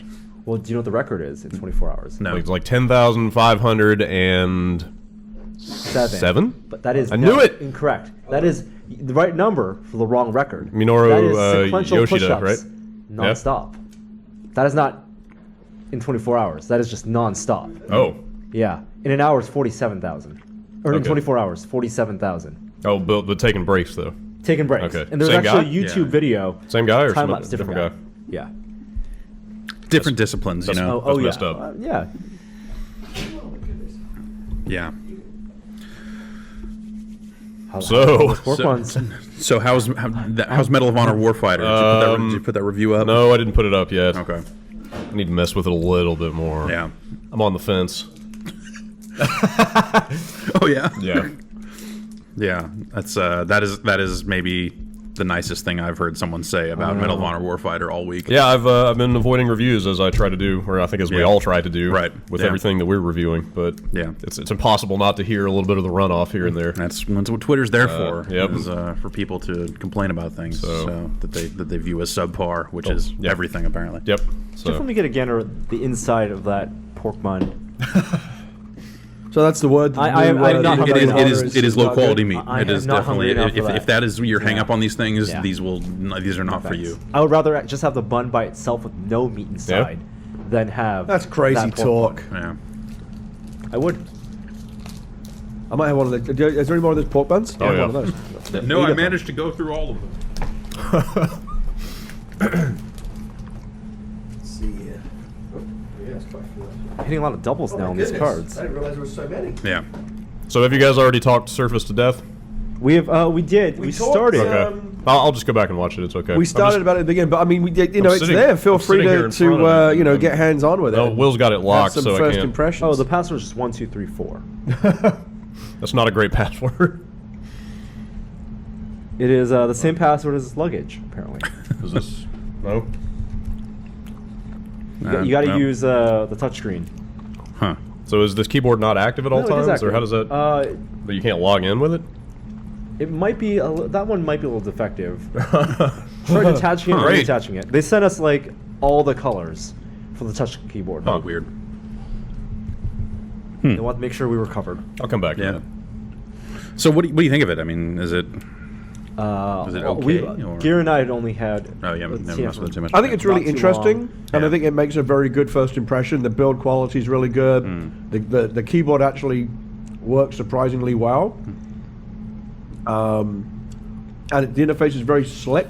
Yeah. It's a lot of polish, but whether or not it's something you actually can or would really use day in, day out, that So seems for to be like the the question. mass market, It's you kind of know, up to the app developers at some point, right? like someone who maybe has used a Windows PC since Windows Right. 95 is used to maybe not a hardcore PC user, uses instant messaging, Skype, and word processing, but Right. has like a lot of programs, maybe proprietary programs, like Yeah. moms and pops typically do, Right. right? If they buy this, thinking, oh, it's a tablet, it's Windows, they're not going to be happy because it's not the Windows. It's they not the know. Windows they know. Yeah. Not just the interface, but they're not going to be able to run Yeah. anything that they own before. I've been running Windows 8 since the final version Right. went out on TechNet, and How far? What is your time spent in modern UI versus in traditional desktop? traditional desktop has probably become 98%. Have you put in a start menu back? No. Like a start menu replacement? No, I don't really miss the start menu that much. I've actually started using, I guess it's Explorer that replaces it or whatever. But it's been fine. The things that are the hangups for me are where they've made certain tasks slightly more difficult because they've clearly built it for touchscreens, where it's Yeah. like. Or tablets even, like shutting down your PC You is have to go too through many the steps. charm Yeah, and, if like, you go to the charms and go to settings and all this settings, stuff, or you can control delete, and then Yeah. from that screen there's a power But it's button. not in the start menu where you bottom left hand corner and shut then click. down, like yeah. So not having that prominent, or just the concept of not having this UI adapt based on what it's installed on, and taking that kind of one size fits all approach is really crazy to me. That they wouldn't have at some point been like, wait a minute, this is not the way people are going to use this UI Right. on this device. So maybe we just like Right. It's okay to develop something, one OS with these two sides, two Right. faces, but maybe But give you an just option. slightly If you're different, on a desktop, have a mode where it's just desktop. Yeah. Or if you're on a tablet, don't show the desktop. Give you an option to go Right. there, but Yeah. the default. And on the tablet, to be fair, for the RT version, it is just the Metro modern version. Right. You can go to the desktop if you want to do File Explorer, which is useful. Plug in a USB key, move files around with the mouse. Can I do That's that right useful. now? You can do that right now. How do you get to that? The desktop? Yeah. You press Windows D. I'll have to get this there's- keyboard working first. Oh, is that working? I'll There's have also to the eat this type. bug should be first. there should normally be a And there's also a desktop shortcut. But if you're in, on a traditional laptop or desktop computer, and you just want to be in the traditional desktop, Right.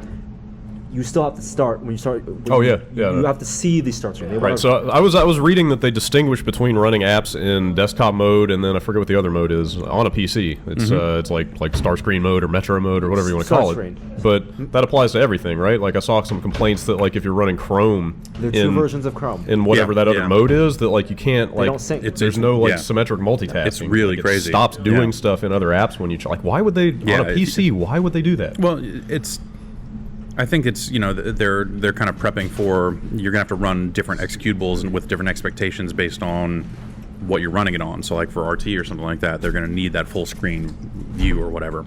Sure, I don't see why there isn't some filtration process when you're on a machine that can handle stuff like that. Right.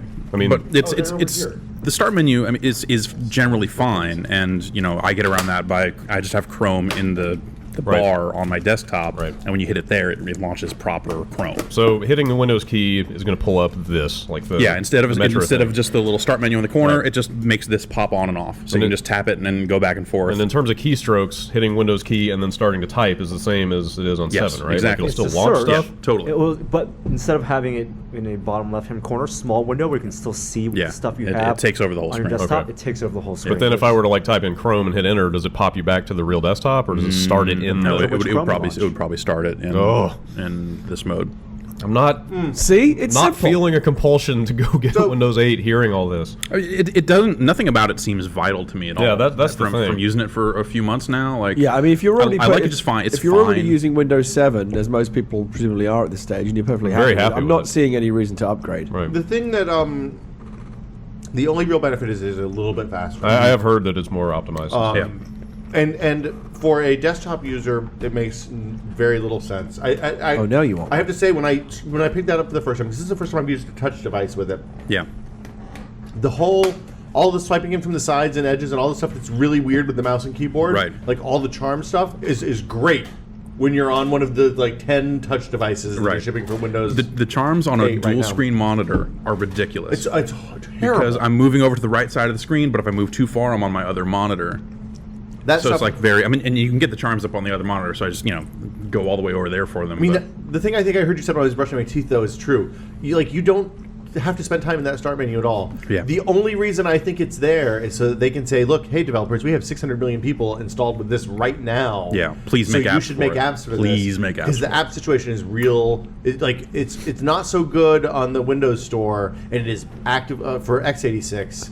It's bad on the Windows Store for ARM. Like there are Really? Metro Twit. I and figured that Twitro. anything that was in the App Store would run on both. I There's didn't not a realize Facebook that app. There's no. Is there a Facebook? There's a There's Facebook, a Facebook app for Windows Phone. Right.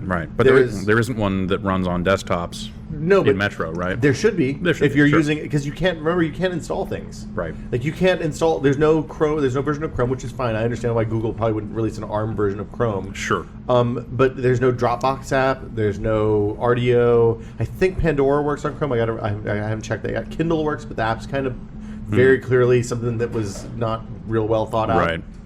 To be clear, all these products are available for sale now, right? The tablets, the OS, everything. The only thing right? that's not available for sale yet is the x86 Surface. So which just is Pro. the kind of interesting one. It seems crazy to me that Microsoft's developer relations did not go around shaking hands with people They and getting did. them to and they just weren't successful. I went to the one of the events they had over on in the Mission. They had maybe 80 or 90 people in a room. They were talking about the rev split and all that stuff. I mean, they reached out, but it's a tough situation for developers. You guys know what it's like developing a website and supporting multiple browsers for advanced HTML stuff. It's a whole another level of complexity to do the same thing with apps that kind of have different UI languages and stuff like that. And if you're supporting two things, the thing to support is iOS and Android right now on the app front, because they have massive market penetration, and you take the gamble on Windows that it's going to take off, because it probably will. But it's hard to justify if you're looking at 50% market share, 40% market share, and then 3 or 0% market share. Well, is there? I mean, have they said anything about plans to unify kind of the app development experience across like Windows RT and the phones? To at least they can at some point between the desktop installs and all that stuff, lump it all together and pretend it's a much bigger number? As I've been rattling around about going back to iOS, that's what all the Windows Phone 8 supporters have been pitching me on, is that, all the apps will just trickle down to the phone from this other stuff. For there's a bunch of different ways to do that. My understanding is if you're writing the kind of I can't remember what they call it now because I've been up for too long, but if you're writing the right kind of app, theoretically you can just flip a compile flag that says, okay, this is a Windows 8 phone app, this is a Windows 8 RT app, this is a Windows 8 x86 app. Okay. If you're writing anything that requires C code or more kind of complex stuff, then you have to rebuild it for each platform. and this is a gross oversimplification. So like this is I'm not in a. It's really complex. They've changed the actual position a couple times. It's never been exactly clear where Windows 8 Phone falls on that stuff. I mean, they've said we've heard conflicting things throughout the process. Right. Starting from like 2 years ago, and then the story was this, and then we come to the launch of the Windows 8 RT stuff, and there's fuck all in the App Store. It's like 7,000 apps or something like that, and most of them are there's guys. If you want to watch. If you want third-party YouTube watchers, you are totally covered. That's been the App Store experience, just even on the desktop, is just like a bunch of bullshit no one would ever use. So I kept hoping that the App Store experience on the desktop was just bad because they weren't allowing anybody to charge for apps. And then they flipped the switch so they could charge for apps, and it hasn't really gotten any better. I'm sure that there's going to be a ramp-up period. It's brand new. It just like that stuff just went live a couple days ago. But you don't need to download stuff for desktop through the store. I mean, you can buy it anywhere. For desktop, you don't need to download through the store. For that, you have to download through the store. But there are no desktop apps. I'm just saying, to get apps on that thing, to use Dropbox, you have to use the web interface right now because there's no Dropbox app for that device. There's no RT. Which, I mean, right. Like, in 2010 when they launched the iPad, there wasn't a Dropbox app for iPad either. But Well, you also, can't compare we weren't. 2010. Yeah, it's a completely different ecosystem and market now, and they're coming into an established market and their expectations, and they should have frankly gone out and paid Dropbox to build an app, or said, hey, we would like to use your APIs to build an app. And I understand they've got to push SkyDrive, but if there are X number of people using these other services that aren't Xbox Music and SkyDrive, if you want a chance of converting them, you have to bring them into your platform first. And that's one of those things that Microsoft's always been kind of weird about. And I'm just thinking like what the use case for using something like Dropbox on a tablet even is. I don't ever use it. On a tablet? Yeah. Photos, especially with the new update on Dropbox, now you have full high resolution. So and there's a lot of like automatic upload stuff with Dropbox now. So if it's on a desktop and has background upload, you pop SD card in, it's like their photo stream, and then within the app and work files. So my like work documents directory is in my Dropbox folder. It's just a bunch of flat text files. Yeah. So and when I'm working on an article, whether I'm doing it on my laptop or on my home PC or on my iPad, I can do that stuff anywhere. Okay, that makes sense. I barely use Dropbox. And that app is smart enough to process like PowerPoint files and PDFs. And Cool. I'm going to go out on a limb and say that as much as I like the Surface, and I've been bullish about it all along, ever since they first announced it, I'm like, wow, this is a really interesting new category of product. It's neat, yeah. Bridging the gap between tablet, laptop, and all that stuff is really exciting. And I think it's really great build quality. I know there's a lot to like about the OS. Having said all that, if I had to make a prediction, I don't think Windows 8 is going to succeed as a tablet OS or a phone OS. I think they're splitting the difference too much. The phone OS is a pretty dramatic step up. I think it's one thing to be successful in core Windows on desktops where they've been successful forever, and that's never going to go away. But convincing developers to put resources into populating this barren app store when it's much more lucrative for them to be building apps for platforms with an installed base like iOS or Android, I just don't see how they do it. Well, they have to pay the developers to come and put That's apps the thing. in. They have to be super aggressive and basically money hat these developers, and I just don't think it's going to happen. Well, I think there's also they could probably play off of kind of the small size of the App Store and just say like, well, are you going to go take a gamble on iOS where there's a trillion different things, or like, do you want if to you actually be the build spotlight app for if you build a good app for our App Store, you'll be the only one that people will download because there's no competition. Yeah. But, I mean, that's kind of a shitty argument. The flip side of that is when you're you talking got to take about what you can get at some point, though. The flip side of that is when you're talking about specific like targeted functionality that nobody else is doing, like Dropbox or Uber or Instagram, like those are the big three for me that I always think of on Windows Phone 7 that there are no apps for, It's like nobody is going to come along and replicate the service of Uber, Yeah, I mean, you've been using Windows Phone 7 for almost a while. Almost 2 years now, and stuff like that still isn't there. Like, there are a lot of third-party solutions that are super janky. Useful enough services, but teams are really small. And that, I mean, there's a classic road example of you recently. Like, Uber is a great service that we like to use, but you weren't able to use it because you're on Windows Phone and it's just not on your ecosystem. The best you can do is that there's a third-party app that will generate a text message to Uber based on your location. So you can get it that way, but it's still far from ideal. Well, so I talked to a developer from 8-Bits on Twitter this morning, one of their engineering guys, and 8-Bits makes one password, among other things. They exist? 8-Bits? Really? ATE. Yeah. 8-Bits. I thought wasn't that the Tweety guy? No, I think that was something else. That was 8-Bits just put out Letterpress. Letterpress. That's the Tweety guy. It is the Tweety guy, Lauren I think Bricker, it is the right? Tweety guy. I think he works for them now. Maybe I can go back and look at my Twitter feed, but I don't want to bore everyone. No, too late for that. 12 hours into this podcast.